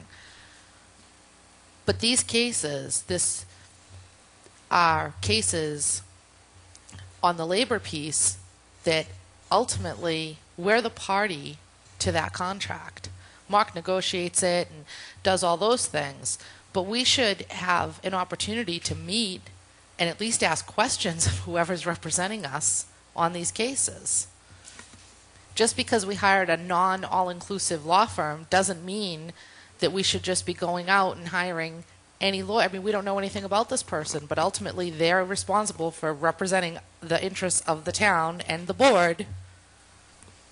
And this individual has not entered his appearance on the labor cases. Well, I have a question on that. we had one attorney that had probably 47 attorneys in his firm. We have one that has 5. Now, the one that has 5 doesn't have the 47, but that doesn't mean that he doesn't have availability to work with other law firms that can settle whatever cases we have to settle. So, Mr. in Chair. essence, I'm just saying, we go to this new law firm that we have. If there's a labor case, he'll probably know someone that's up to date on labor and hires him. Now, we're going to question everybody that he brings forward? I'm not suggesting that we question. When we had the former law firm, if there was an issue with an attorney, then the board would address that issue with the former law firm, and in one case, that attorney was moved along out of Wareham, and we were assigned a new one. I Well- think that we should at least have the courtesy of meeting and being able to ask questions of and feeling comfortable with who's representing us. Now, Mr. when the Chair- attorney gave us his proposal, 5 attorneys or 7, did we question every one of them? All we had was 2 here. No, I'm not So we're suggesting taking that. the What word, I'm but saying, we have the option, no matter what attorney they hire, if we're not satisfied, we have the option to have him replaced. but that's what I'm saying. What I'm saying is that we now have an attorney that none of us knew about. They haven't entered their appearance on the cases, and they've basically been contracted by this other law firm, but they're representing the interests of the town and the Board of Selectmen, and I think we should at least know what they look like. Maybe they could send us a business card with a picture. For the one person that you just mentioned, we did see him, and we seen him in operation. If we need to talk to anyone, and if you have any doubts with any attorney that's presented before us, then we have an issue, then that's our prerogative to have him change.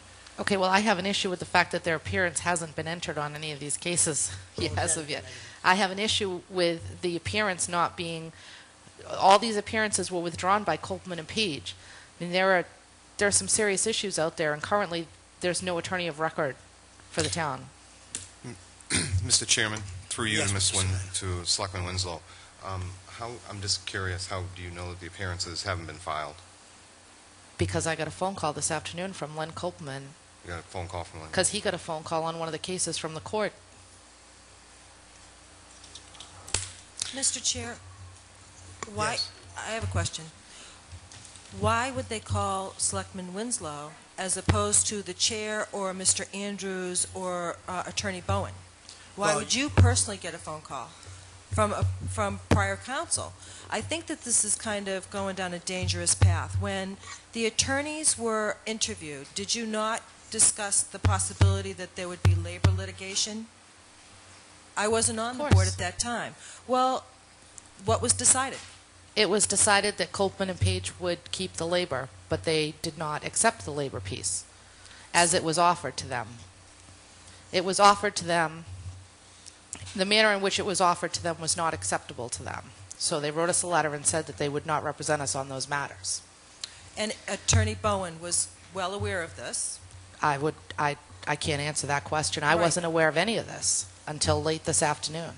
Well, I personally feel that had you gotten that phone call, you probably should have referred them to Chairman Cruz, the town administrator, or Attorney Bowen. Well, I can tell you that if you go back through the cases that we received, there are withdrawals for every single case. We have new appearances for some of the land use cases, but there are no new appearances on the labor piece. Well, what I'm going to do is elaborate on what Mrs. Bagley said. Anything that comes before the town, we should have a policy. In fact, and anyone that's dealing with anything, if they call either one of us, there should be a policy. It goes to the chairman of the board or to Mr. Mark Andrews. And if any law firms calls us individually, we should automatically transfer it to the proper personnel, which would be Mr. Andrews. He's running the town. It's a day-to-day operation. And if any professional goes to one of our boards and figuring that by going there it's done, he's really not a professional. He should have called Mark, or he should have called the other attorney. Mr. Chair, I'm not going to... The man called and asked me a question, And it caused me, I didn't know the answer to the question, it caused me some concern, so I started looking back through all the stuff in my files, and I don't see any of this stuff. No, there's nothing there, and I want to make sure that we're protected in these matters. I have an issue with the fact that this isn't, we should know that every one of these cases has been taken care of. Maybe, there's a reason for it, I don't know. But I want to make sure that we know where all those cases are and who represents us on every one of those cases, that all those appearances have been filed. Mr. Chair? Yes, I sir. think that your advice is well-founded. I think that if any member of this board is concerned about similar matters, then they should contact the chair, because we do function as a board, not as individual members, and they should contact the chair, who in turn will contact either the town administrator or the attorney. Well, I'm going to elaborate on that. I've gotten calls, and when people call me, the first thing I find out, what department are they talking about? And this goes for the general public. If you come to me and say, I got a road problem, I'm going to tell you, what department is it? See that department head, get it in writing. If in 2 or 3 weeks, if it isn't done, your next step is to go with Mr. Andrews. And then in 2 or 3 weeks, if it isn't done, you got documentation, come to us. We'll get together and we'll make sure something's done. But for them to go directly to a selectman or anybody else without going through the proper procedure, it's the same thing with the law firm. They should work with our law firm. They were with the town for I don't know how many years, 20 years, and they can't give us the consideration to call our law firm and say, hey, I just got a call. There could have been a slip in the gap. But now that you brought it up, we'll go through all that list that was presented to us, item by item, and see who's covered. And if it isn't covered, then it's up to our new law firm to make sure we're covered, and Mr. Andrews. Thank you. Thank you very much.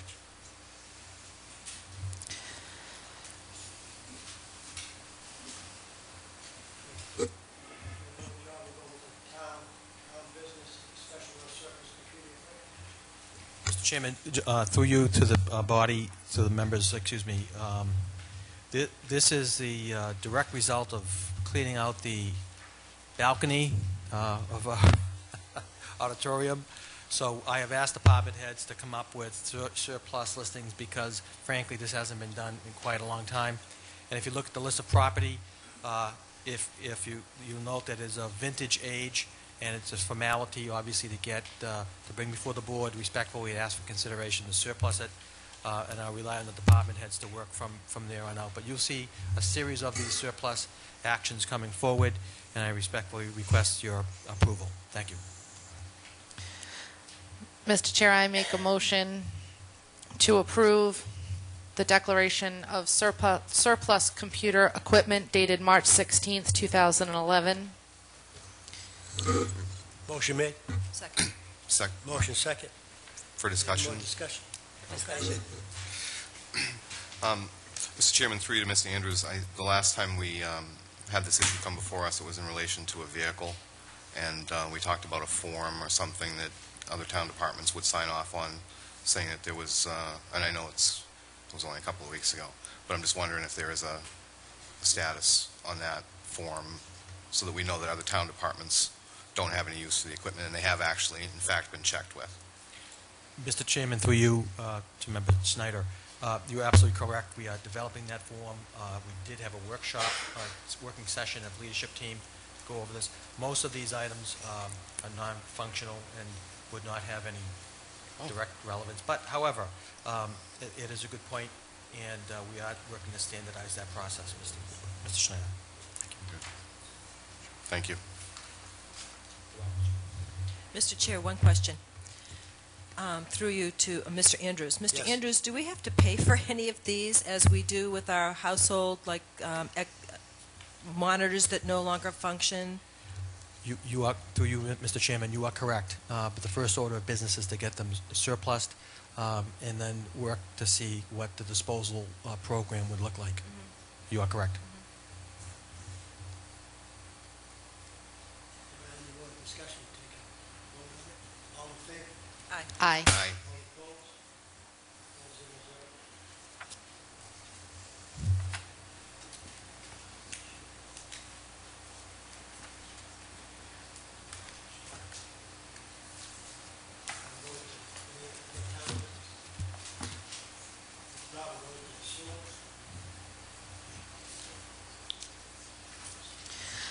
Mr. Chair, we have a request for a sewer tie-in at 2 Murphy Street. Okay, where am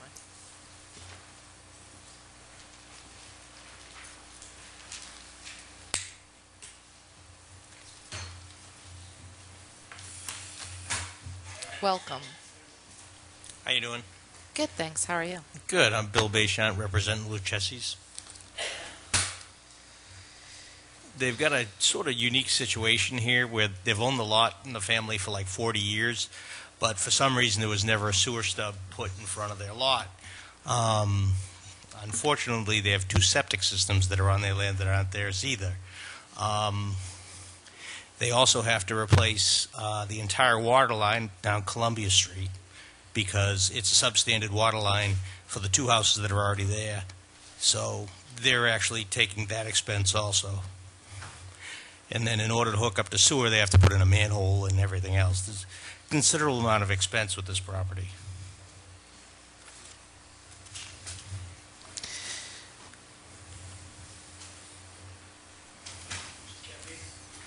Cappy, do you have information on? Yes, Mr. Chair. I'm not exactly sure of the date, but quite some time ago, maybe in April sometime, Mark Gifford and myself walked that property. And he's correct, he's going to have to add some piping, manholes, and a lateral to his property. I haven't seen the estimate to do that, but it's going to be quite expensive. There's also some, I said to him that he'd have to abandon the septic systems. He informed me they're not his. There's a raised system there, which is a quite extensive leach field. I don't know how it got there. I don't know how. It's beyond me. It's had to have been engineered. It had to have been inspected. It's there. And I explained to him that's going to be his responsibility. And he says to me that it's not mine. I didn't put it there. Why should I? And I don't want to address that. That's something that he needs to address with this board. I said to him that I've got certain fees, design fees in construction. That's $1,500. I think they got that in front of you, the permit. And there's a system sewer development charge, $15,010, most recent betterment. That's what we charge. And I told him that I'd like to see that $16,710, and then we can move forward, providing that you gave him permission to tie in. I got the plans here. They've been through planning, so I guess they're all set there. So what brings us here is, A, we're looking for the right to tie in. And Mr. Bayshant, who was represented, I believe, a family member, I could be wrong, but anyways, they're challenging the fee. They don't think they should have to pay a sewer development fee in light of all the expenses they're going to incur to get there and to abandon these systems and to update the water, and certainly not in my purview or my jurisdiction to waive anything. So I think that's why he's here tonight, to ask of the board that question. My opinion, as I told him, I'm going to charge him what's betterments are there, sewer development charges there, review, those are things I charge. So he has to take it up with the board. As far as I'm concerned, I'm going to bill him and go from there. If the board says he can tie in, I'll send him a letter, and I'll bill him, and we'll go from there. Now, on this property, you did say you and Mr. Mark Gifford did survey the property? Yes, sir. You went and took a look at it? And see yes, sir. We were amazed. I got to tell you, if you walk the property, I'm amazed that the house is going there. I really am. But that's not my say. It's right on the water. It borders a lot of wetland. I just don't know how it's going to be built on. But they're going to raise the house, and they're going to do what they need to do to get it there. So, I take my hats off to them. They're going to incur expense to do that. So we have no issues because we can get sewer to them. But they're going to pay for it. They're going to come at the end of the street, and they're going to put a manhole that's going to have to be watertight because of the issue of high tide there. High water table, and the pipes are going to have to be watertight. It's going to be quite a bit of pumping he's going to have to do just to get this equipment in, to get these piping in. So it's not going to be a cheap proposition for him. I know that we have provisions for a force main. If they were putting in a force main, and this is gravity, if there's a force main, we have provisions that that cost of doing that, then we could offset the cost of a sewer development charge. If it costs them $15,000, we take that from it and say it's a wash. But this is not a force main, so we have no provision to waive the fee. So that's why I'm saying the fee is applicable. Mr. Chair? Any questions from the board? Yes, I have a question through you. Was this property, when this area was soared, identified as a buildable lot, and has this property been assessed a betterment fee? Property was not assessed a betterment. And because it wasn't assessed a betterment, it's my assumption, and it's dangerous to assume, I don't really know, but usually when you go through a area that you're sewering, if the property or the lot is non-buildable for whatever reason, then it's not given a lateral. Things change after sewer goes through. I know there's all kinds of issues, and we can debate this in a circle forever. However, at the time that they went through, it was determined by someone that that property was not to get a lateral, and it didn't get one. So that's why we have the sewer development charge, because now he has to tie in, and the sewer development charge is in lieu of a betterment. So that's the reason, one of the reasons for the charge. So he's obligated to that charge. Well, I see that we're going to discuss the sewer development fee a little bit later on in the agenda, but my question is, if we're charging, do you know what the betterment was when we soared Swift's Beach? No, I don't, but there's a policy that this board, not this particular board, but the Board of Selectmen has put in place, and it states, it was 2007, that the sewer development fee would be equal to the most recent assessed betterment, whatever that is. So right now, it's contract 1, which is $15,010. If he waits a year, it may be more money. So, you know, that's the policy of 2007. I may even have it here. I may even, because one of the other gentlemen I may even have that here. But that's a policy established 2007 by this board, and it's been followed. So you certainly have the right to look into it, change it, to do whatever you feel is proper. But there is a policy in place, and it's been done right along for quite some time in the town of Wareham. And 2007. Mr. Campino, yeah. I just want to know if you knew what the betterment was when we soared. $15,010. No, what the betterment was when we soared Swift's Beach. No idea. Thank you. No idea. I could get that information, but it was a lot less. I could get that. In that, I mean, you know, I know they have always intended on building on that lot, so I'm sure back in the day they would have paid the fee had they been approached to pay it. You know, like I said, they've owned it for like 40 years or something like that, and they've always planned on building on it. They just never have. So now it comes the time, and I know when I've developed lots in the town, I've paid a betterment, but there's been a stub in front of that lot.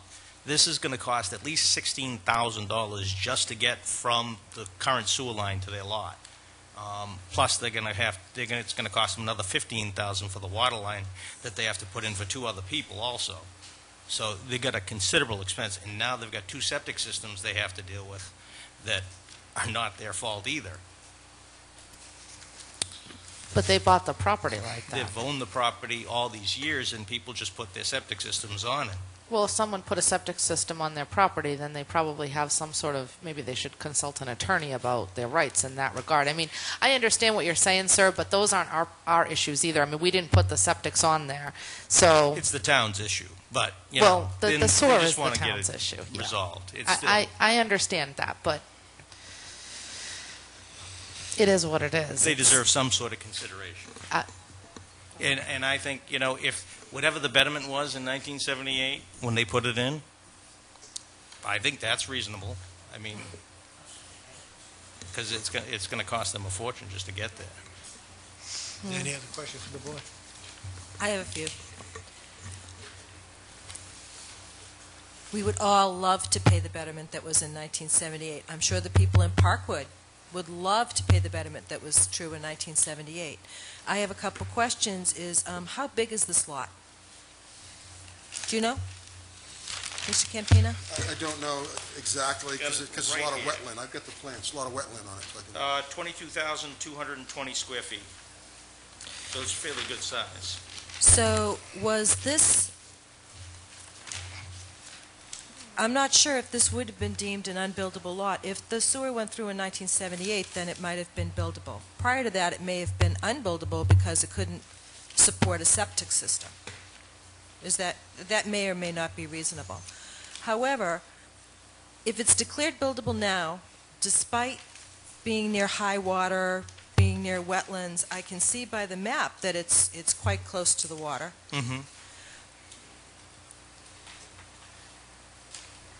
The price is what it is in today's dollars. Is it expensive? Absolutely.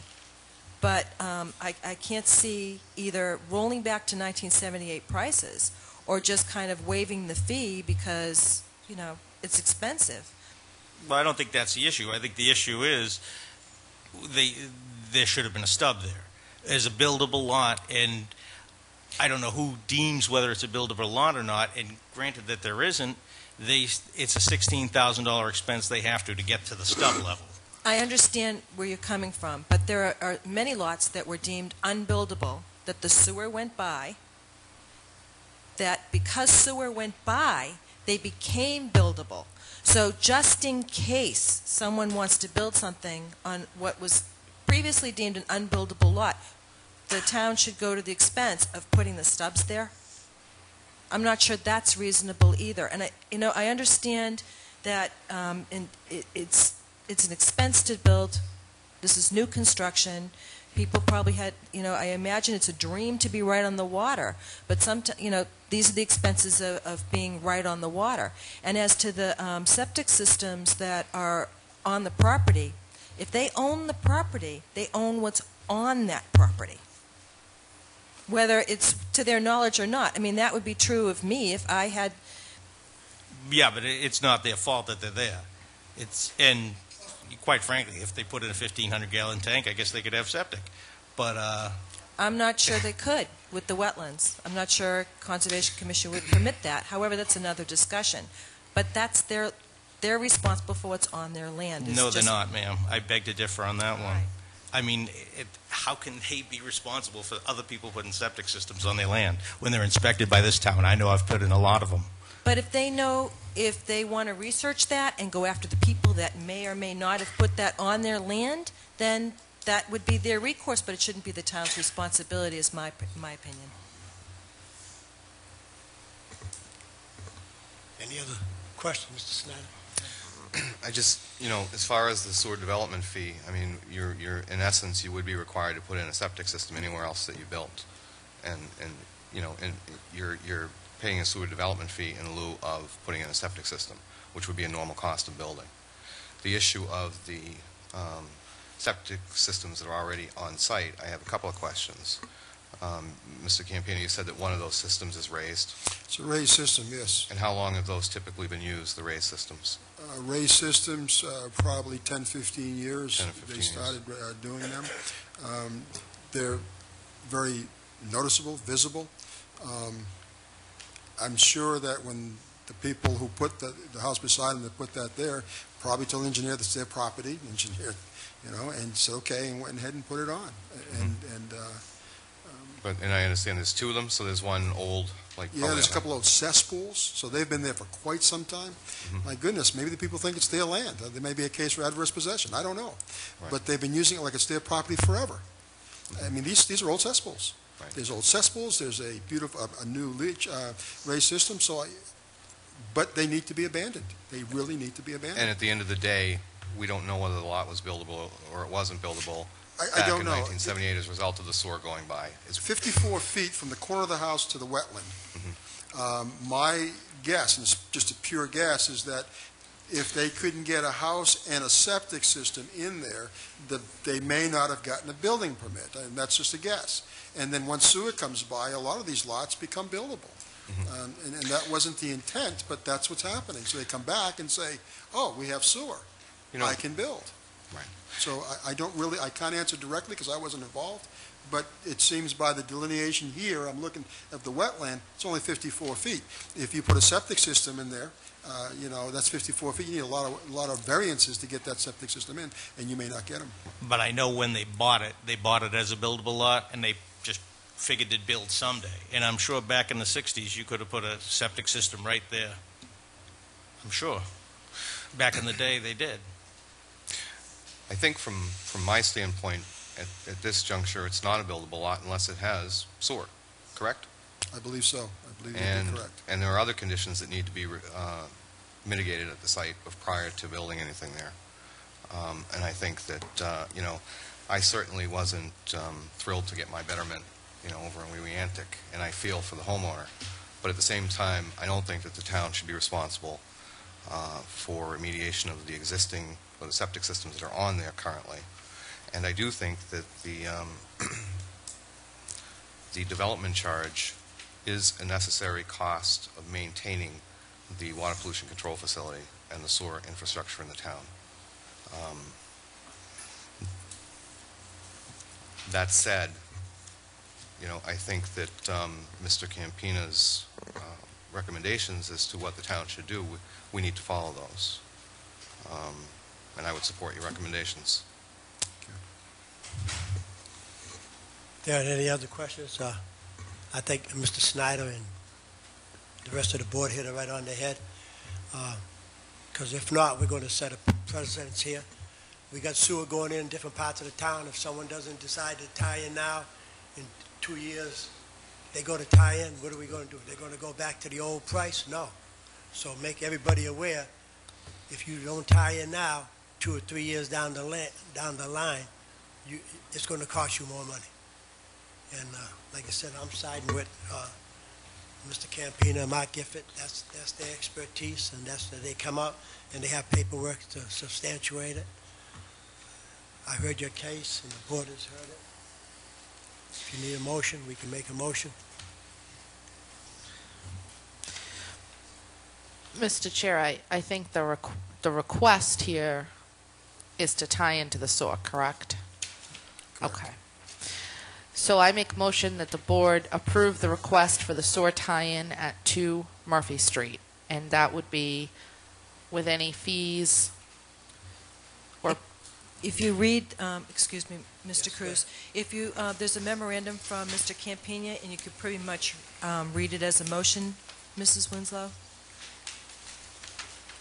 Let me make sure I have the right one in front of me. The one on the other side of the map? On the other, yes, opposite the map.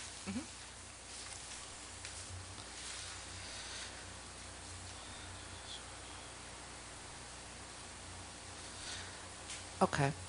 I make a motion to approve the request for sewer connection for 2 Murphy Street, map 50A/lot 162, with the following conditions and fees be applied.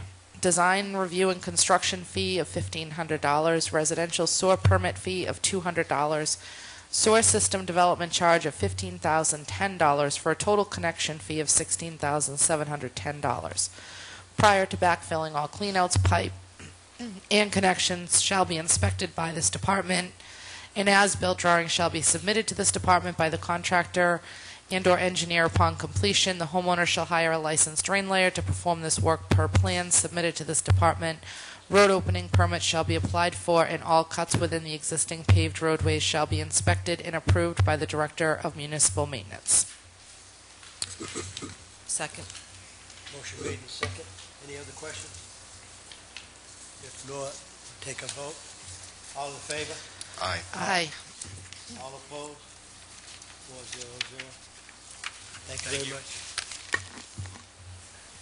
Thank you. Mr. Chair, next we have the sewer system development charge for 282A and 282B Onset Avenue.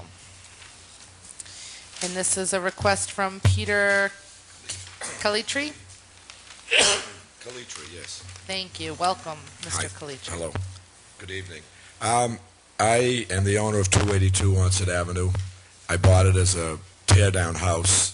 It was in disrepair. It's connected to the sewer. And I'm not asking for a sewer connection. I've already done it. I took 2 building permits. I subdivided the lot, put 2 building permits in. They were all signed by the sewer secretary, Mrs. Sullivan, I believe her name is. And I filled out all the applications, paid all the application fees, put them all in. They were, as-built were built, they were all inspected by the town's people, and I go to get my occupancy permits, and they told me I owed them $15,000. So the worst case scenario is I'd like to spread the $15,000 out over the next 20 years on my tax bill. I believe that's an option, or maybe I'm wrong. But I can't believe they didn't mention I owed them $15,000 till the day I asked for the occupancy permit. So I don't know if I owe it to you or not. And I asked the lady, or someone on my behalf asked Mrs. Sullivan today for a written fee schedule. And she said they didn't have one.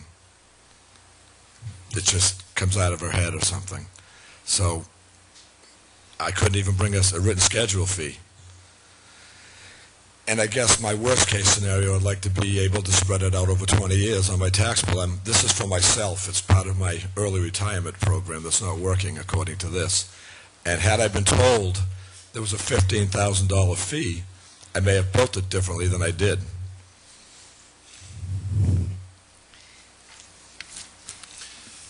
And I followed all your rules. I have copies of all the permits and the checks and everything.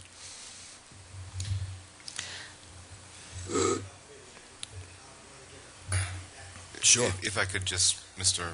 Chairman, if I could ask one quick question. It's unclear to me, looking at this document, is it two separate homes? Two separate duplexes. Two separate duplexes. That's why I wanted Mr. Campina to... Tied into one connection. Well, we let Mr. Campina... Sure. I'll try to explain it. He had gotten permission to do this project prior to my arriving. One of the things we did, I wrote out Mr. Cruz looking at different properties, and this is one that came to our attention.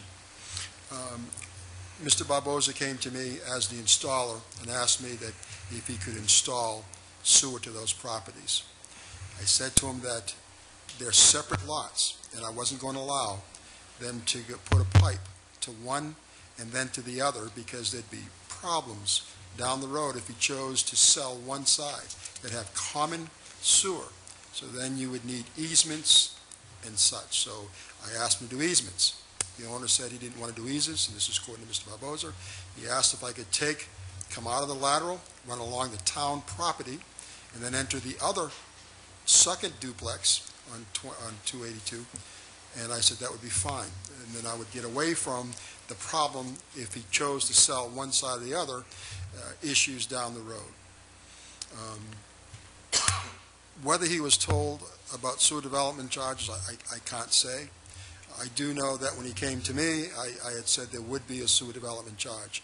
I did say to Mr. Barboza, at the time I had met the owner, that he needs to know that they're two separate lots and they'd be treated as two separate lots. There'd be two separate EDU rates.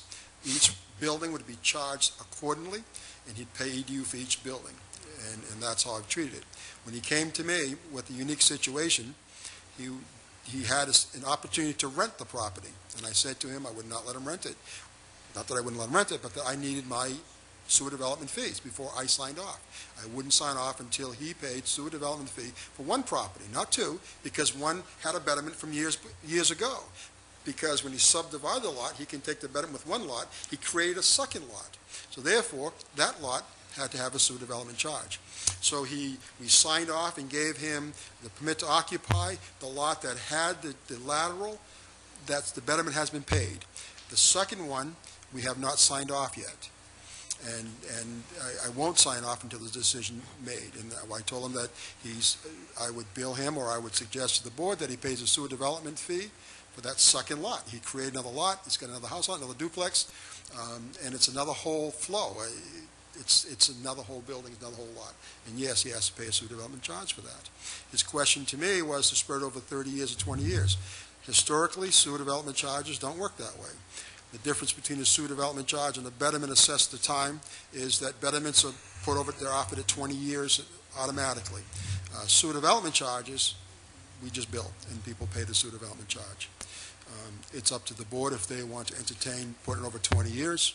I would just caution them that it's a precedent you would set, and any time you get a sewer development charge from here on, if we agree, then people are going to ask us to do that forever. But that's totally up to the board, because if you did that, it would attach the property. Whoever bought the property would still pay it. So we would get our money. So, you know, whatever the board's pleasure is, I think that'd be your decision. But to sum it up, yes, there's a sewer development charge, $15,010. We have fees. The policy is the most recent betterment. On the board, in Mrs. Sullivan's office, there's a list of all betterments charged from day one. So if that person that called asked for that list, they would have gotten a list of all betterments charged, all projects. In the beginning, they were charged by the foot. Now they're charged by the lateral. So that's available. And it's the most recent betterment, and right now it's contract one, $15,010. And that's what his sewer development charge fee is. Any questions?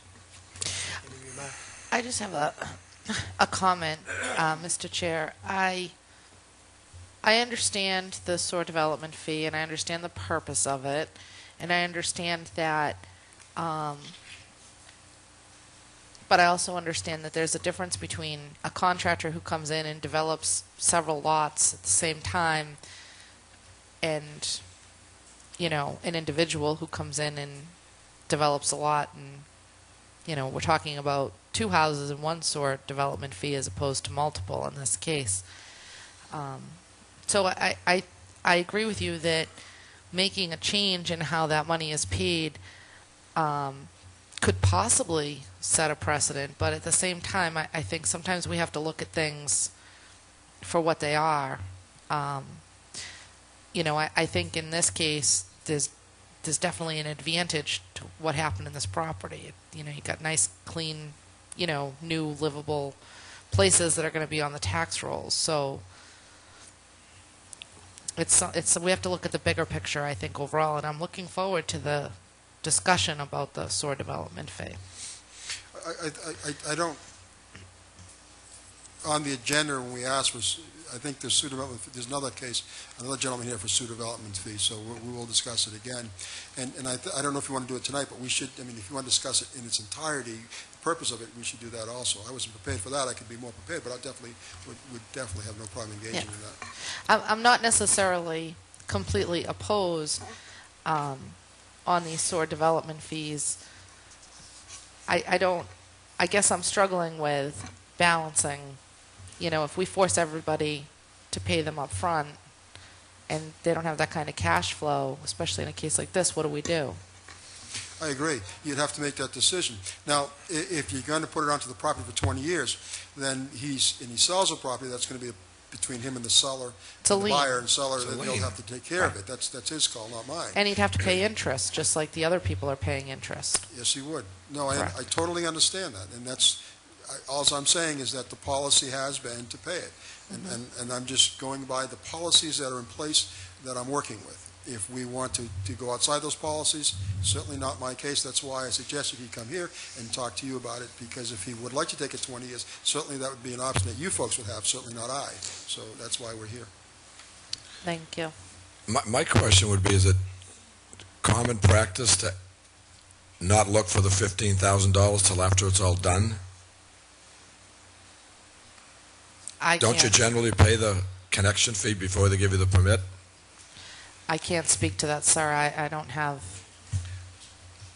I guess what I'm looking for is the 20 years then. Generally, you do. He had made a strong point here, and Mr. Andrews has addressed this many, many times in our management meetings.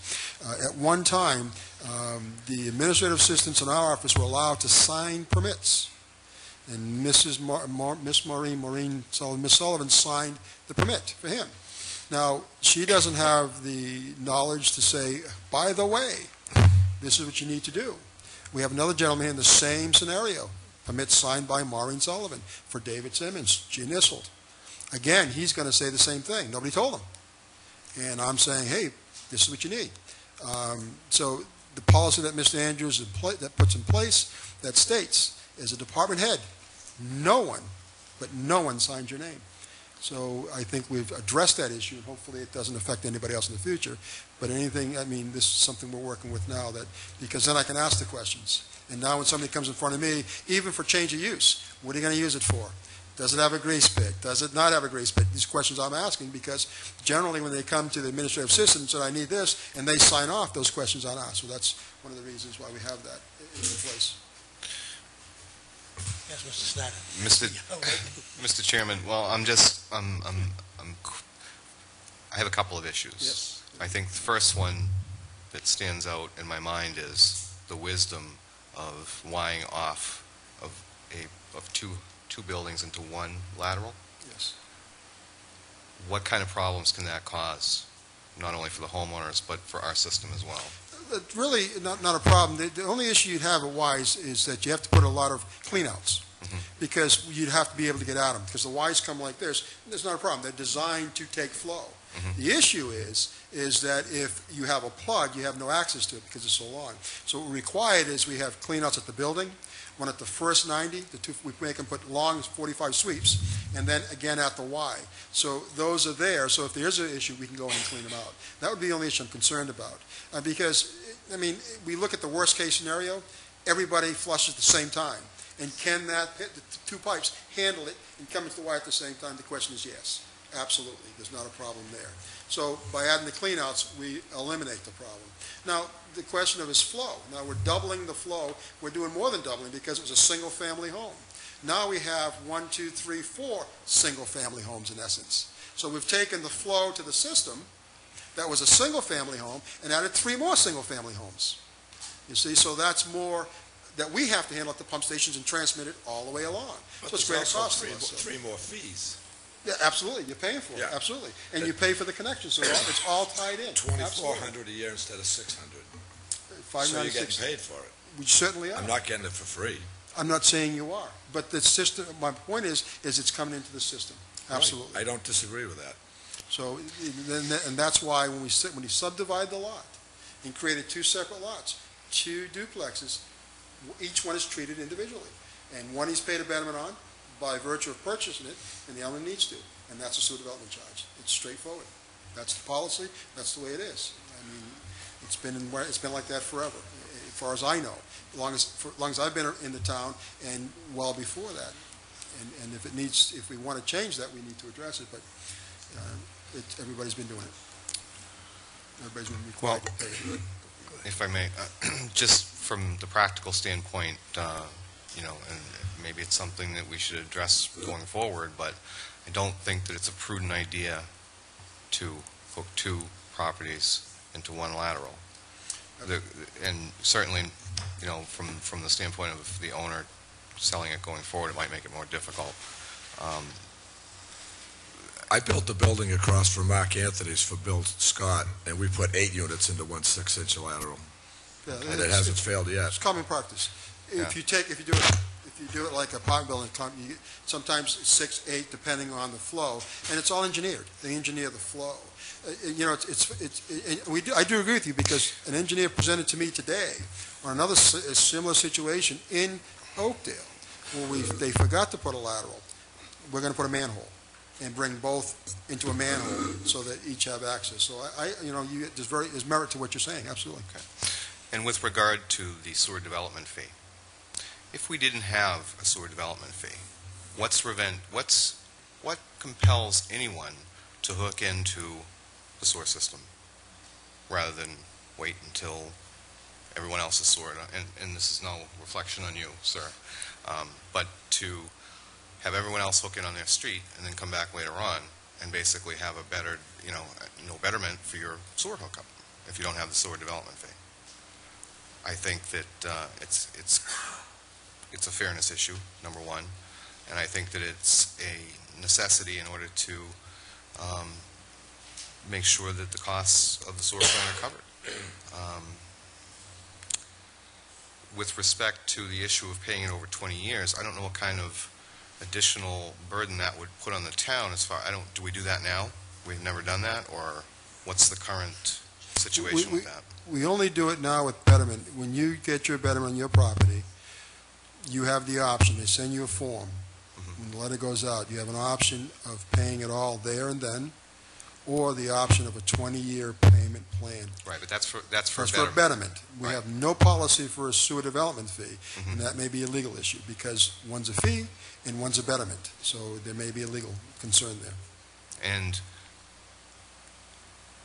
as a sewer development fee, it wouldn't be eligible for any special interest rates. No, no. So I would almost wonder if, the person might be better off seeking outside financing for their fee, for their... I wish I had that option before you told me I could put the sewer in. Now I have, I would have built the house differently and saved $15,000 somewhere, so the cost wouldn't have affected me personally. I understand. And had I known that, I would have done it differently, but I wasn't told there was a sewer development fee. I filled out all the applications, I paid all the fees, I did all the inspections, they were all approved, and when I went for my occupancy permit, I had to tell the two people who were scheduled to move in they didn't have a home. And it wasn't my fault. I filed all the right papers and I wrote all the right checks. No, it's the fault of the board, no, is it my fault, and it's not a fault issue. We have an issue, we need to resolve it. There's sewer development charge due, how do we handle it and move forward? I think it's... My problem is I'm connected with Father Bill's Mainspring, and they'll get two other people waiting to move in July 1st, and I don't know what to tell them. It's homeless veterans and others. Well, from my standpoint, the issue of the sewer development fee, there is a sewer development fee, and that doesn't change. So the question becomes the policy decision as to whether or not the town wants to take on the responsibility of and I can't say that Mr. Andrews would... Well, before we go there, why don't we have... Ellen, you had some questions? Yes, I have some questions. Hi, Mr. Calitri. Unfortunate situation, and you don't dispute the fee, I've noticed. That No, I don't. It's a sewer development fee, it's not a betterment. Now, on this property, did you have to pay the betterment when it was a single-family home? No, I bought it. No. It was paid. So now you have, in essence, 4 homes, because they're 2 duplexes, going to the sewer, and you hadn't paid any betterment, so...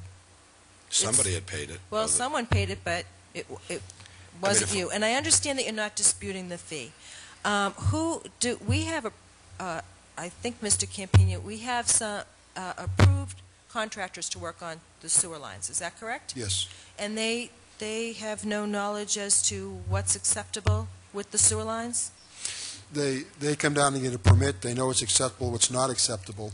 They probably wouldn't know about sewer development charges or fees because they don't see that billing. What should have happened in the beginning when he was issued a permit originally, the very first time he came, even to subdivide that lot. One of the things I wanted to say about sewer development fees, when the lot is subdivided at the planning board or wherever he gets that done, we need to include in the language and conditions that sewer, if going to be placed on this new piece of property, they need to address a sewer development fee. So now it becomes general knowledge, because normally when he gets a list of conditions on that property he's developing, they say water if applicable, this, that. Nowhere does it say sewer if applicable, sewer development charge. So I would suggest we add that somehow. And so when this gentleman or anybody else comes in the future and they do their subdivision and they get, okay, you're approved, here's the conditions, and write down the list. So he's not surprised at the end. He sees, okay, I got to do this. And there's no controversy, no conflict. And we can, that's a way of eliminating this problem. It won't help this gentleman by no means. I understand. And it won't help subsequent citizens that may come before this board, unfortunately, unless, that we're included, the sewer is included in that checklist. Yes. I guess I understand what you're saying about paying the town over 20 years, and it's a sewer development fee. I mean, there is really nothing to prevent you from, I don't know. I don't know your financial situation. I think that it's a dangerous road to go down for the town to kind of be a banker. We already have something in place for betterments. It doesn't exist for developments. It's unfortunate. There are certainly other avenues to borrow money over time and pay a certain interest. I personally don't feel that I could support something like that, because, again, there's the sewer betterments and there's sewer development. It's unfortunate, and I'm sorry that you have the situation, but I felt like I was blindsided at the last minute. but we had one home going into the sewer for a betterment, and as it is, because it's a duplex, it's only one betterment, not two, because, I mean, there's four homes, four separate homes, but really only two buildings are being assessed, one a betterment and one a You're development. going to get 4 fees, though. It's not like and they're I free. understand that, but it's still not, it's not one betterment, 3 sewer development fees. And I understand, I've been on sewer, I'm on sewer, I've seen my bill go from here to here, so I absolutely understand. But again, it is a dangerous precedent. Mr. Andrews, do you have any feedback? Thank you, Mr. Chairman. I think to Selectwoman Begley's point, so you had one resident, you had one residence that you tore down, and you received now 4 separate properties that would be 2 properties. 2 properties, but with 4 separate living areas or living Right, there's components. 2 two-bedroom apartments in each. Would it not have occurred, because I'm just going back to the earlier conversation, that one betterment fee would not cover all of that square footage? I've been building houses for 40 years, and I've never been assessed a lateral fee before, ever. That at least wasn't paid for when you applied for the permit. I've never gone to a closing. I've built houses for 40 years and been asked to pay something the day before a closing. No, I understand the timing, sir. Right. But That's my beef. I don't care about the $15,000. But we do, because of the following. We own a system, and the way we run the system is to make sure we have the connection. I'd be happy to give it to you over time. For the requisite number of units. But I think to Mr. Campina's point earlier, by the way, what was the timeline? I'm just trying to, when did you purchase this property? I'm just curious. I believe it was September of 2010. September of 2010? Right. Okay. And on my opinion, just on as to Selectwoman Begley's point, we're not a bank. We can't act like a bank, because the fee is to cover the expenses that we have in any given period of time, whatever fiscal year that is. The idea is to make certain that we can cover our costs from our end. Right. So I understand that. I understand that. But I mean, if you go to a store, when you get up to the checkout counter, they don't tell you what everything costs. It's marked before when you buy it. No, I understand. That's why I asked the previous question. So you had one residence basically transformed into 4. Yeah. So there's 3 additional residents, 3 additional sets of flushing to happen, over time. Correct. Right? That's the only question that I have. Right. The house I tore down had 4 bedrooms. I understand, but I'm just saying now you have.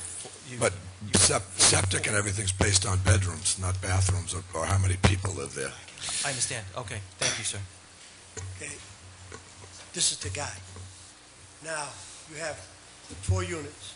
If he was to tie into one, each lot has to have a tie-in separate, right? Correct. He's not getting charged $15,000 for each unit, No, just one unit. for the 2 tie-ins. Now, if we, meaning the town, had not gone by there and seen the tie-ins, you would have been paying one, which has already been paid, your betterment, and you would have had 4 units in there. How would I have built it without the town knowing? Well, you would have known about it, but you would have got away with just that one betterment. Now you're raising the thing, now you have the other betterment for the other lot, which is one tie-in for every lot. Right. Mr. Chairman, if I may. Yes, go ahead. His issue at this point is not the sewer development charge, it's time for payment, correct? Right. And it would have been nice, I could have made some intelligent decisions had I been told about it when I applied for it. I understand. My question to you, if I may, is you said you had folks scheduled to move in. What is that time frame? Sorry, What is the time frame that they're supposed to move in? July 1st. July They were 1st. supposed to move in June 1st, but I was able to move 2 sets of people in on June 1st because They signed off on one. Okay. I mean, I'll sign any documents you want signed. I just need to get, people don't have a home to move into. They're circling, waiting for me to get, I have one signature left for the occupancy permit. It's my signature. I won't sign the occupancy permit until I get the sewer development charge resolved. I don't mind signing something, saying I owe you the 15 grand and I'll pay you by September 15th if we can't resolve it or something. I don't know if you can do that. Well, I think the question right now is, like Mike is trying to allude to, is we have a policy in place, and we need to adhere to the policy, and you owe for 2 lateral tie-ins. There is anything we can do about financing you to $15,000.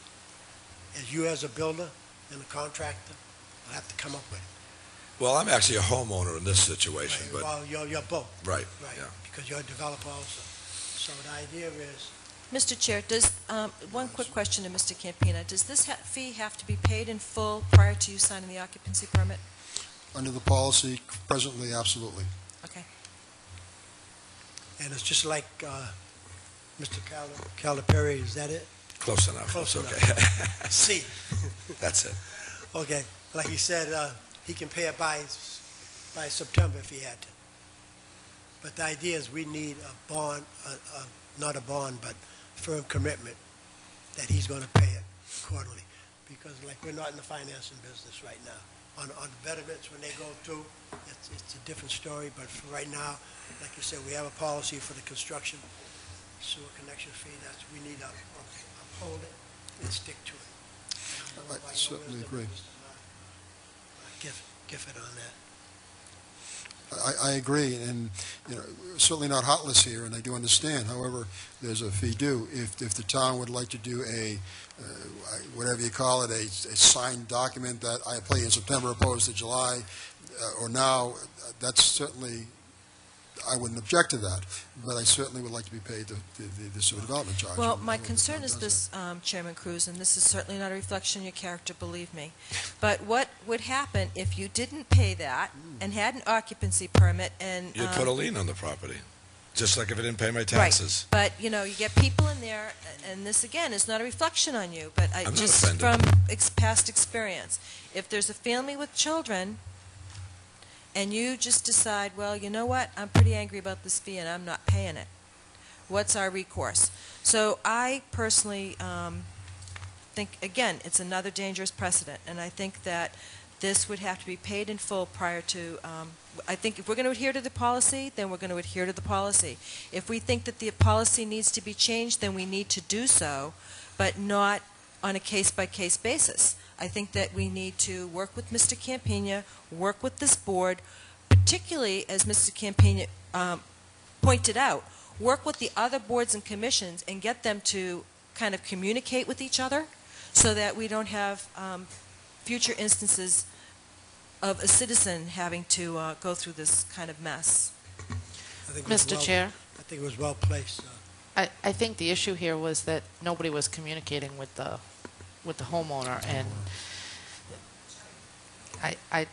I definitely hope that issue gets addressed in the future, because I would be very frustrated if I couldn't get an occupancy permit because I didn't know about this. I mean, I understand your frustration, sir. There really is no mechanism in place for us to give you a 20-year payment arrangement, basically. But, I mean, I definitely think that you've brought an issue to our attention that needs to be looked at more closely. Mr. Chair, I agree, but let me say this, as far as letters go. I was asked to sign off for permit to occupy for a new business in the town of Wareham. It's a hair salon. It's up here in the plaza, Shaw's Plaza. I go to do my inspection. They have sinks to wash hair. And I asked for sinks to wash hair. It becomes industrial waste, and I asked if they had an outside tank for the industrial waste. They did not. So I wasn't going to sign. They were scheduled open Tuesday.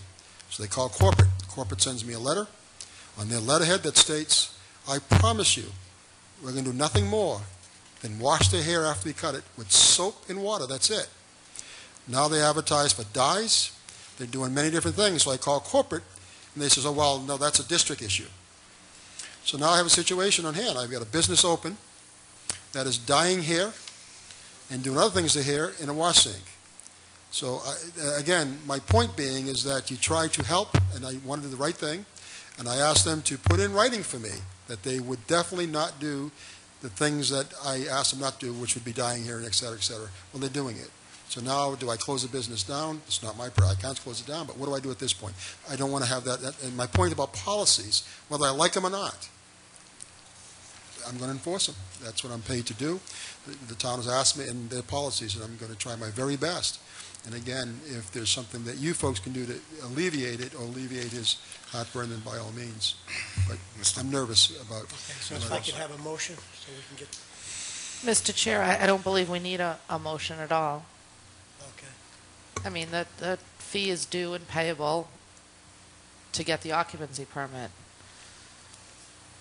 Well, I think, just to make everybody aware, that we're back in the sewer commissioner, the sewer director. What is your actual? I'm sorry? What is your actual title? Depends on the day. Director of Water Pollution Control Facility. Okay, so we're back in our pollution facility. Consistent with our policies. Right, according to the policies set forth by prior boards. But, Mr. Chair, I would request that we, and I know that the agendas are tight for the summer, but maybe come fall we sit down and look at these various policies and some of the issues that arose out of this situation so that we don't have this happen again.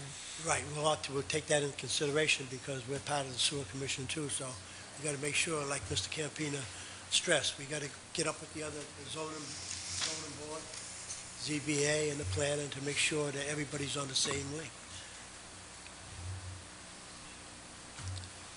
So we're going to have a motion on it? I can make a motion, but I make a motion to deny the request for a 20-year payment arrangement on the sewer system development charge for 282A and 282B Onset Avenue. It's just A. B's been paid. I'm sorry. Strike 282B. So you said A has been paid? Well, B, No, B's been. B's paid. B was the original connection. Didn't have any, that's exactly correct. I don't want another bill for A, so. I don't blame you. Yeah, it's due on 282B. Second. Motion made in second.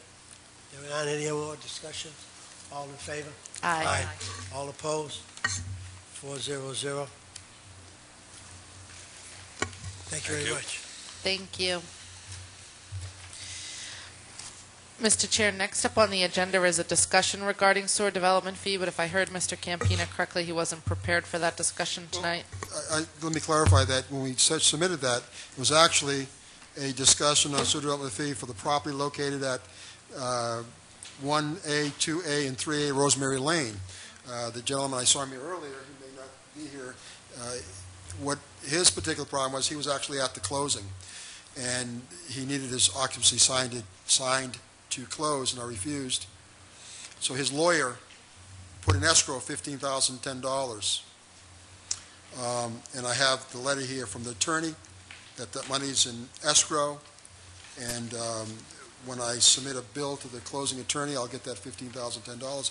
His concern was the same problem. I had met him in December when I drove by, and I got the number of the builder. I called him. He said he had bought the property at foreclosure. At the time, I called him and said, well, there will be a sewer development fee assessed when you get done. And he says, okay. And that was that. Well, I get a call to sign a permit to occupy. I go up there, and I say, oh, no, I can't sign this. He says he called the assessors department and various departments, and they said no betterment is owed, so he's fine. And he moved forward in good faith. I said, you didn't call me back. He goes, well, I called the assessors. They said, it's okay.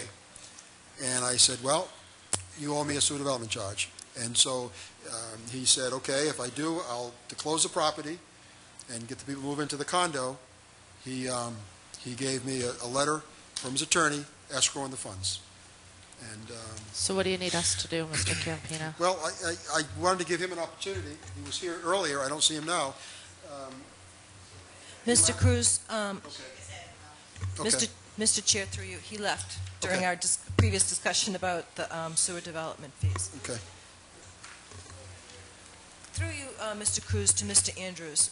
When you have your leadership meetings, I know that you'll have some of the people that are involved with some of these issues, but I would strongly suggest that this board write a policy that will hopefully, as Mr. Campina suggested, have kind of a checklist. Because, I mean, to have two people that have similar circumstances because they're getting incorrect information from not the same department in the town, from various departments in the town. Just a small commentary. And as Mrs. Winslow said, do we have to make a motion on this? I don't know. I've got a letter here. It would in the probably HUD be account best to- if we did, We have I money think. holding for us, so I Is was going to bill him. Is he requesting a payment arrangement? No, he actually wanted to vent a little bit. I think that was the concern. He wanted to So let the board know. motion do you want? I don't want a motion. I put this on the agenda by his request because he wanted Okay. to talk to the board. All right, he's not here, so. So I'm going to Yeah, bill. and I think by the last two motions that we made is sending a notice to everybody that we're going according to the policy statement made in March 27, 2007. But, Mr. Chair, I just, with the number of foreclosures and short sales here in Wareham, this is going to become a bigger issue, I think. That's what this is. This was a foreclosure, right? No, what happened was it was a foreclosed subdivision. Two of the under construction, two were built, and this one was not. He bought this as a foreclosure, just the two lots. He said no one informed him, not the realtor, the bank, nobody said that there was any development fee due at the time of his purchase. When I told him, he wasn't aware. I made him aware back in December, and then he contacted various boards, and they told him there was nothing due, so he went to closing. And part of the closing was the permit to occupy. I wouldn't sign, and that's why we're here, but that's why he wanted to talk to you folks. But So I can make a motion to accept the money that's in escrow. I think Mr. Campina can handle this. I'm going to go to this guy and get the check. He has his letter here saying it's in escrow for us. Great. Want to move on to the... Let me just read this because I'm not a lawyer, but let me just read this because it may need a motion. It says, I will hold $15,000. This is from the attorney Lane and Kelly in Braintree, Mass. To whom it may concern, I am the closing attorney handling the sale of the property located at 1B Rosemary Lane, Wareham, Mass. I will hold $15,010 in escrow from the seller's proceeds for the sale of the property until it is determined by the sewer commission at the next scheduled meeting whether this connection fee will be waived. If the fee is waived, I will pay the escrow to the seller. If the fee is not waived, I will pay the escrow to the town of Wareham. So we need a motion not to waive the fee, and then we'll get our... Mr. Chair, I make a motion to not waive the fee for 18 Rosemary Lane, map 47, lot 1089A1, meaning that the full $15,010 is due and payable to the town of Wareham immediately. Second. Is the address 1B or is it 18? The address is 1B, Rosemary Lane. 1B. Yes, Rosemary Lane, and it's also on the property, Rosemary Lane condominium, 1B Rosemary Lane. That's on the HUD statement. It's also on this attorney's Second. letter. Motion made in second. If there's any more discussion? All in favor? Aye. Aye. All opposed? 4-0-0. Mr. Chair, next up we have a whole host of SOAR abatement requests. So, in the interest of time, No, there's... oh no, Let's go through them. there's a pile. I'll try to do these real fast. Some of these are pretty straightforward, a couple are, but I'll just do them. I broke them up into 3 folders, so bear with me. So can we start with the one dated March 30th, 2011? Is that the one, 13 Marine Ave? March 3, 2011, in reference to 13 Marine Ave? Yes. Okay, that was an error. He was billed 2.5 EDUs. It's a single-family home. It's only one. So we're going to abate him the difference. So that's what that one's about. I make a motion to approve the abatement request for account number 792417, map 78-1, lot 60, 13 Marine Ave. Mr. William Fessenden, Yes. in the amount of $447 for this account for the second half of FY 2011 sewer usage bill. Second. Motion made and second. Any discussion? If not, take a vote. All in favor? Aye. All opposed? 4-0-0. Which one do you want to do next, Mr. Campina? Well, I don't know how you have them. I've got a packet here. It's dated June 1, 2011, and it has a various account 9 Marine Ave, 20 Harding Street, then 379 and 381 Main Street, Finbar LLC. Okay, that's the one I have in front of Okay, me. so I'll So just- that's the one, the packet totals for my member, the $2,284.68, just to make Yes. sure we're all looking at the right one. Yes, ma'am. That's this, yes, absolutely. Marine Ave, we had given an abatement previous to this, and what happened is, and how I understand it, we billed, you granted the abatement last, I believe it was sometime in December. It's in here. All the documents are here. And what happened is that she was billed again, because we billed real fast. We billed in February and March because we didn't get billing done earlier. So all we're saying is that she was entitled to abatement. She didn't have to pay more, and she did. So the figures are done. I think it comes up to like $298 that she's going to get back. I can be more specific if I look. Let me just be clear. And that's what that is. That's Mr. Fitzgerald. Let me get to same thing out to Mr. Fitzgerald. You gave him an abatement. He got billed again. And so we're asking for that back because his property has been closed. It's the two properties down here on Main Street. The one which used to be Franconia gas station at one time, and then there was a fish market, I believe, or something there. He got those abatements, and then we billed him again because it didn't come back to Maureen in time. She didn't enter it, so he went into the system, so he needs to get that money back. That's all that is. That's the one on Main Street. That's Mr. Fitzgerald. Can we just, Mr. Campina? Yeah, I'm just trying to. Can we go one at a time so I can make the motions and we can go through them? Okay. So we don't. Account number 792370. That's the one that we previously abated, and the Correct. bill just got mailed Correct. because of the cycle. Yes. I make a motion to grant the abatement for account number 792370, map 78-1, lot 58, 9 Marine Ave, Patricia Walsh Hurd, in the amount for the second half of FY 2011 sewer usage bill in the amount of $298. Yes. Motion made and second. All in favor? Aye. All opposed? 4-0-0. This next account is the same Exact issue. same thing. Exact same thing. 792381.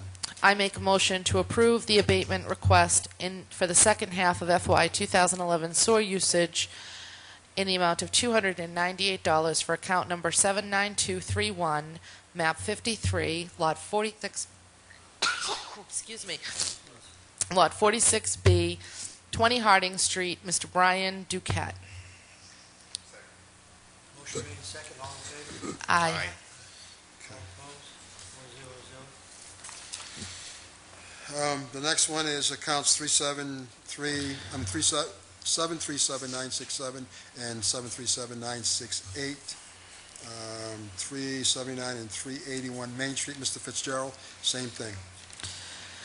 I make a motion to approve the request for abatement for the second half of FY 2011 sewer usage bill for account numbers 737967 and 737968, map 61, lot 1034, 379 and 381 Main Street, Finbar LLC, in the amount of $298 for each account. Account number 738550. I have to get a second, Mr. I'm sorry. Campina. Motion made. Second, okay, I'm sorry to hear. All in favor?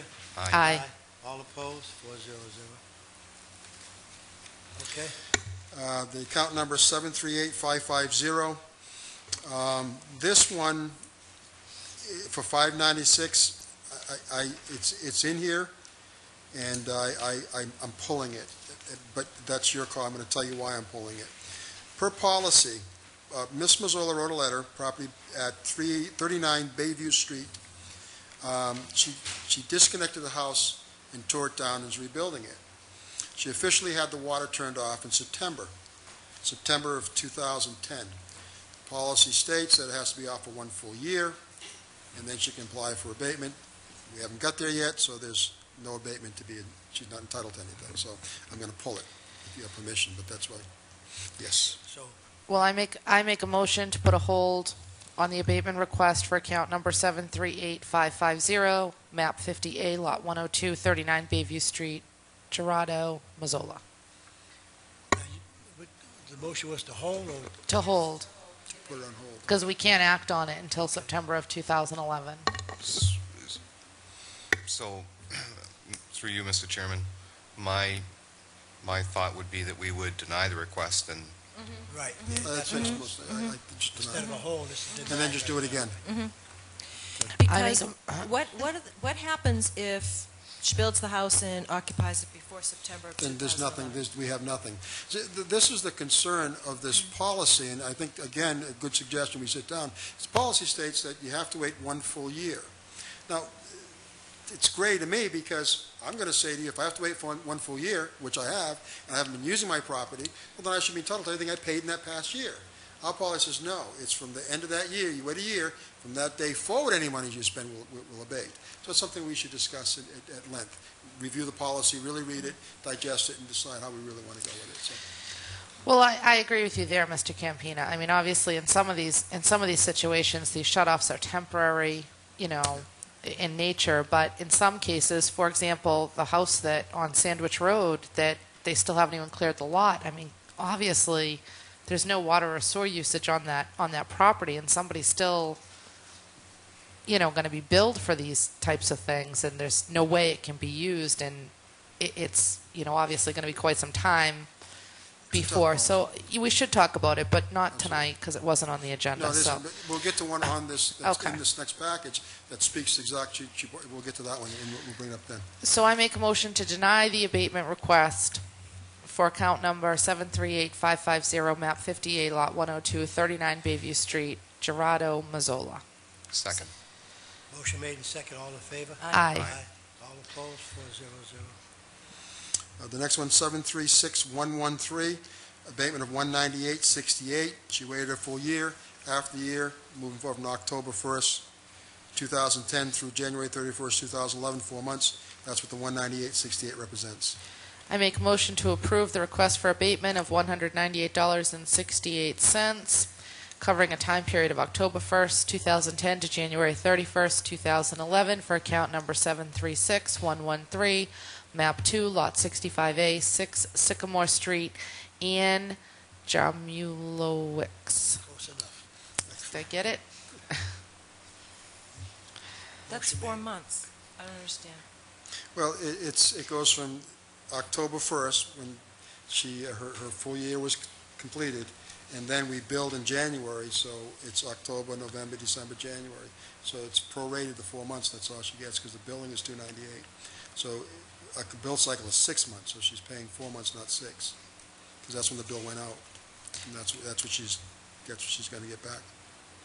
So in other words, the way the policy works is her water would have been shut off on October 1st of 2009, or the property would have Correct. been demoed, or whatever triggered her ability. It's not clear. Yeah, That's okay. this whole policy, I have problems with it. I'm still trying to digest it. So in actuality, this was off for 16 months. Correct. Correct, absolutely. And a year is, you have to do a year before you even can come forward and you're entitled to anything. So it's from the year that you served or the year that you're off and move forward. And the key here is if they don't have the town put it off, either Water District, Onset, or Wareham, and they put it off themselves, there's nothing. They're entitled to nothing. So that's the key to it also. Mr. Chairman, through you to Mr. Andrews. Mr. Andrews, would it be possible for you to, together with Mr. Campina, to provide us with a complete copy of the policies related to sewer department? Mr. Chairman, through you, absolutely. I think that's a very valuable suggestion that was mentioned earlier that you've expounded upon. We will do that.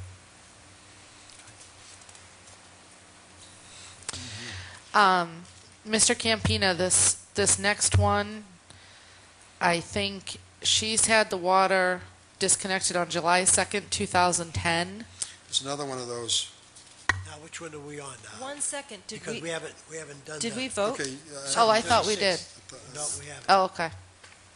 736113. And There it was was a motion, seconded? and then we did.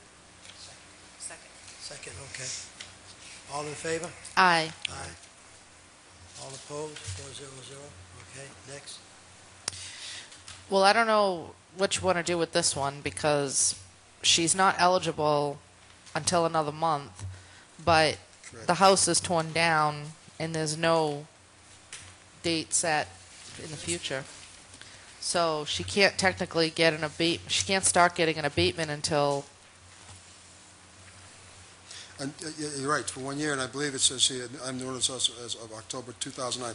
See, her problem was that in 2009, she said she put the water out, but that doesn't matter. It has to be official, done by the water department. So I can't just, it doesn't do us any good. And where I neglected research because of that area, I don't know when water went in, but I believe it's well before 2009, well before, so it was available. But there's no policy that they have to tie in. Some have wells, so it's kind of a, now where do I go? If you have no water and you have a well, how do we do that one? See, that's where these get kind of, there's that gray area again. Even though I have water there now, but they don't, you can still maintain your well out in Rose Point. You don't have to tie to water. So if you don't tie to water, then how does this policy, how can you apply it? Well, I'm going to make a motion to deny the Yeah. request for the abatement in the Okay. amount of $298 for account number 792169, map 78-2, lot 131, 10 Kennedy Street, Jennifer Walter. Second. Motion made and second. All in favor? Aye. Aye. All opposed? 400. Okay, now we're down to the last three. Yes. Yes. The first one of the three, 737397.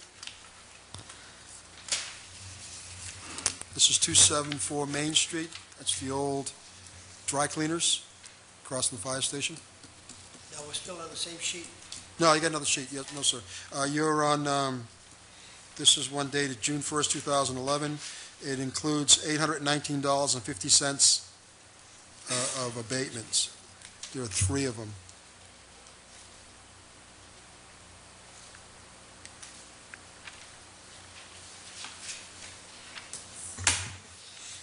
I should have put them in folders. I put mine in folders for the very reason. So when was the water? The first one, Since September of 2009, the water was shut off December 28th, 2009. so October of 2010, which we've passed, they'd be entitled to an abatement. So, okay, so they're asking for November, they're asking for a prorate, just like on the Yes. other one. Okay. Yes, that was 223.50, yes. I make a motion to approve the request for an abatement in the amount of $223.50 covering a time period of November 2010 through January 2011, which is a prorated amount for account number 737397, map 47, lot 1096, 274 Main Street. Account holder is 274 Main Street Realty Trust.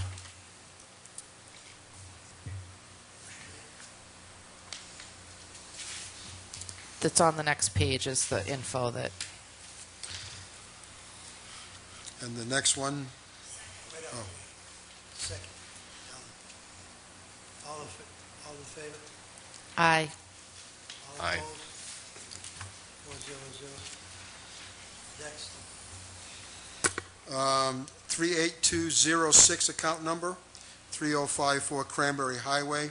And this is Dunkin' Donuts, and they bought the property next door, which was the old garage. They tore it down, put a parking lot. It's been a parking lot for some time, so it meets the criteria, and their abatement is $298. They're not eligible for the full abatement, though. No, I think there's a supporting document here. October 2009 is when they officially put the water off, documented by the Water Department, so 2009, October, Where- 2010. Where is that document, Mr. It's on the Campina? Dunkin' Donuts letterhead. Should be in that package. Yeah, but usually we get the letter, Oh, you mean the abatement letter? no, the letter from the water department that, Oh, okay, I'm sorry if I didn't put it there.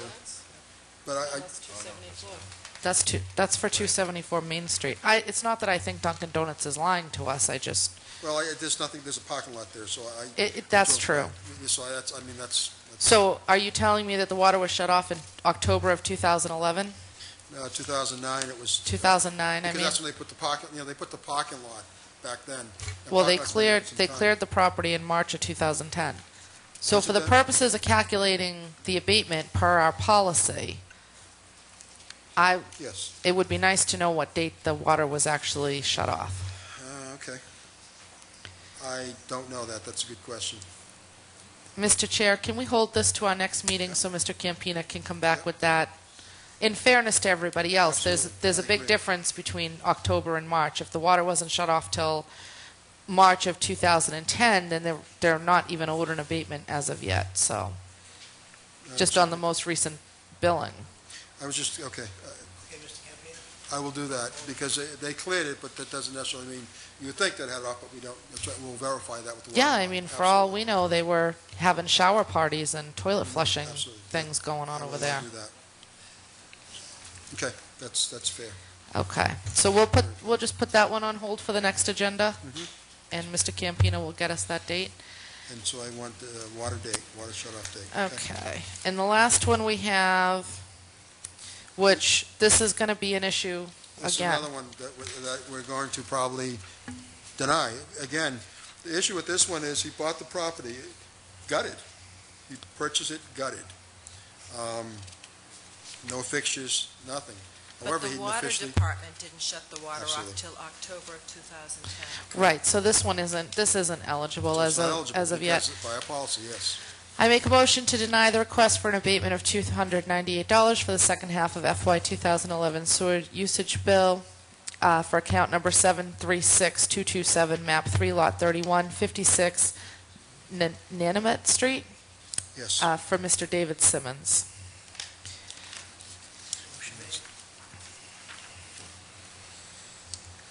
Nobody's... Second. Oh, thank you. Motion made and second. All in favor? Aye. All opposed? 4-0-0. Before Mr. Campina leaves, Mr. Chair, I'm concerned about the motion that was made because, and I apologize, Selectman Winslow, but I could swear you said 18 for the address for Rosemary. Okay. She did, but I don't know if... I But didn't hear it's, that. and the You made that address is correction. 1B. Yes, 1B. So I wonder if, but I see where she, it says 18 Rosemary Lane on the letterhead, but the actual property address, isn't it 1B? 1B. Because on this letter, it's sewer development fee 18 Rosemary Lane, and then there's map and lot number. And then on this other document that we have that's dated May 31st, it has the same lot number, but the address is 1B. So, what's your pleasure? I think you questioned it at the time of the motion, and I said 1B while we were. I don't think it's, we can redo the motion, but I don't think it's going to change. I don't think it'll be necessary to redo it, because if Mr. Campina has all the information in front of him. So But whatever it's it going is, to an attorney. It's going to an attorney at closing, so I'd just like to have this kind of all I's dotted, T's crossed. I would suggest, as long as the letter that comes out of the town hall from the selectman's office or that states that the motion to not waive the fee is proper. Could we just restate the motion? Yeah, Okay, go ahead. you wanna- We can just withdraw our vote. And go ahead. No, because you have it right in front of you, so you can. So you want me yeah. to state the motion? Let's see. First, we're going to need a vote. Okay. to rescind So, the first one. Oh, we need a vote to rescind the first one. So I make a motion to rescind the first motion for 18 Rosemary Lane. Second. Motion made and second to rescind. All in favor? Aye. Aye. All opposed? No? Okay. Mrs. Bagley. so we need a motion to accept the sewer development fee in the amount of $15,010 for 1B Rosemary's Lane, map 47, lot 1089A1, Wareham, Mass.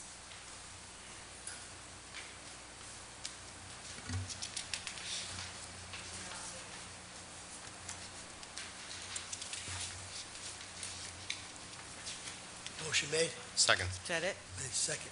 All in favor? Aye. Aye. All opposed? Not waive the fee. Is that what we're looking for? Not waive the fee.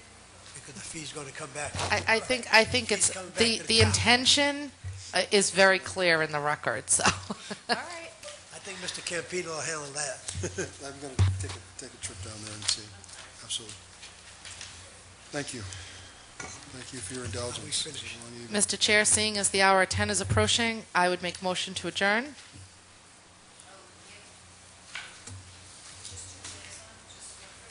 Okay, sure can.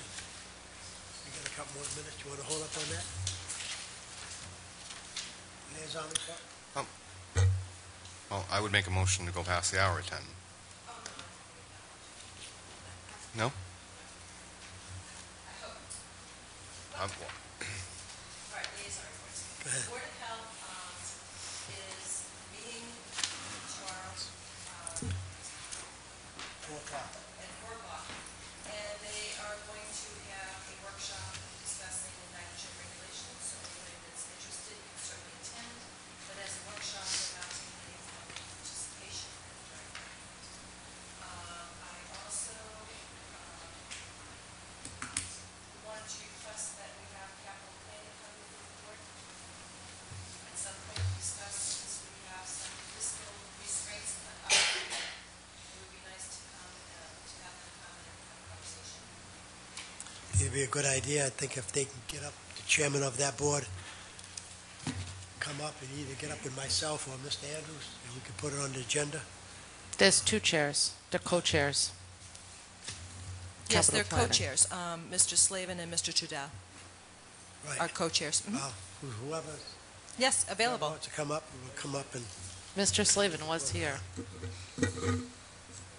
anything else? I don't think so, Mr. Chair. But I'm the liaison to capital planning. They have a meeting. Just with the Finance Committee, I've been attending the meetings regularly with Mr. Cruz, and I'd like to, they had made a very good suggestion, which has also been identified in the Mass DOR report, and that is to form an audit committee. And I'd like to schedule a discussion with the Board of Selectmen, maybe invite the Finance Committee to attend, and have a discussion about actually putting that in place. Mr. Andrews also thinks it's a good idea. I've had a discussion with him for the Okay, 2011 okay. audit. So you want to have a special meeting just with 2 boards? I don't think maybe it could be, we could certainly talk with them. I think it could be something as simple as, having the chairman of the Finance Committee come before the board and just have a conversation. Okay, so I think they're going to have a change of the guards next month, so we want to put it off to next month? You think it needs to be, because right now they're going to be voting on Yeah, chairs. I know that our agendas are getting pretty full, and, I'm certainly open to meeting, on a weekly basis, even if it's for workshops in the coming weeks to to make sure that we get some of the town's business completed. Okay, at the next meeting, why don't we get together with them and find out how they want to work, and then we'll both work together and set something up. Okay, but would that be on the meeting for the 21st, Mr. Chairman? If it isn't, then we can go with one of their meetings. If we don't do it on our regular meeting, we can go to their meeting and have the same topic of conversation. Okay. Whether it's here or whether it's there, it's going to be between the two boards. Okay. The Plymouth County Advisory Board will be meeting this Thursday in Middleborough at the Middleborough Town Hall. And I think it's at sign-in 7:30, sign-in 7 o'clock, 7:30 the meeting starts. The Maryland Fields from the Recycling Committee sent an email about one of the volunteers at the recycling center who's not an actual Wareham resident, and was wondering about the potential of appointing this individual to the recycling committee, since they do have several openings, and because this individual spends a great deal of time volunteering down at the recycling center. I didn't notice that any response had gone out to her, so just wanted to find out. I'm assuming that you're going to respond to that, right, Mr. Cruz? Well, I'm going to have Mark check that. Mr. Chair, I believe the selectmen, there's policy unless there's an exception made in the bylaws or in the policy, and I'm not sure that there is one. Well, I'm aware of that, but I thought that a correspondence like that would get an official response, either be forwarded to Attorney Bowen or, I can write back to her and give her that information. I think she knows that. I think what she's wondering is if there's any type of exception to be made in this case, considering the extraordinary amount of time this individual is putting into the center itself. Well, I think I'll have... Mr. Chairman, if I may. You have it in front of you? I do. Article 2, Section 3, pretty much states that members of boards and committees, there is a residency requirement. And that's in the Can you say a little bylaws. louder? I didn't hear. Article 2, Section 3 of the town bylaws state that there is a residency requirement for boards and committees. And they have to be a town resident. Sure, I can town residency, right? I can read the article if you like. Well, we just have Mr. Andrews write a reply to that, to Maryland Fields. Reports? Sorry, go ahead. The Capital Planning Committee is apparently meeting on Thursday this week. The schedules that we all got when we do our liaisons, are pretty specific. The first Tuesday of the month, the last Thursday of the month, when the full moon falls on a Wednesday, that type of thing. But these meetings seem to be kind of floating around from... So I thought it was Wednesday. Good thing I looked at the agenda. It's actually Thursday. But I don't know if there's anything that we necessarily can do about that, but it would be nice if the committees could try and stick to that. Mr. Chair, they had been meeting Wednesdays because I've gone to them, and they had changed it from Thursdays to Wednesdays, and Mr. Andrews, who by charter is supposed to be part of the capital planning, is unable to attend because he has his leadership meetings then. So when I mentioned that to Mr. Slavin and Mr. Trudell, they changed this month's to Thursdays. So what we can do is just check and make sure it's going to be a constant. Then if it's a constant, then we can go for it. Then everybody can schedule their time accordingly. If not, then you can get back with me and we'll make other arrangements. How's that? Oh, that's fine. I wasn't, the other committees stick to the schedule pretty good, Right, so. like on all committees, they should be constant because we have more than one committee to attend to. And sometimes it's kind of rough, scheduling. And one other thing that I neglected to mention, I've been going to the Minot Forest Committee. They're in the process of writing a conservation restriction on Minot Forest, and they had a survey that was funded by CPC and discovered that there were multiple encroachments on Minot Forest. Some were considered minor, some were considered quite extensive. Some letters had gone out in January, and the committee is going to continue to follow that up with Mr. Andrews and probably Attorney Bowen. Right, I think that was in the process, I think, even when we had the other board, so just hope they continue with it. Mr. Chair, unless you have something, motion to adjourn. Second. Motion made, second to adjourn, all in favor? Aye. Aye. All opposed? Don't forget I haven't to signed sign. anything.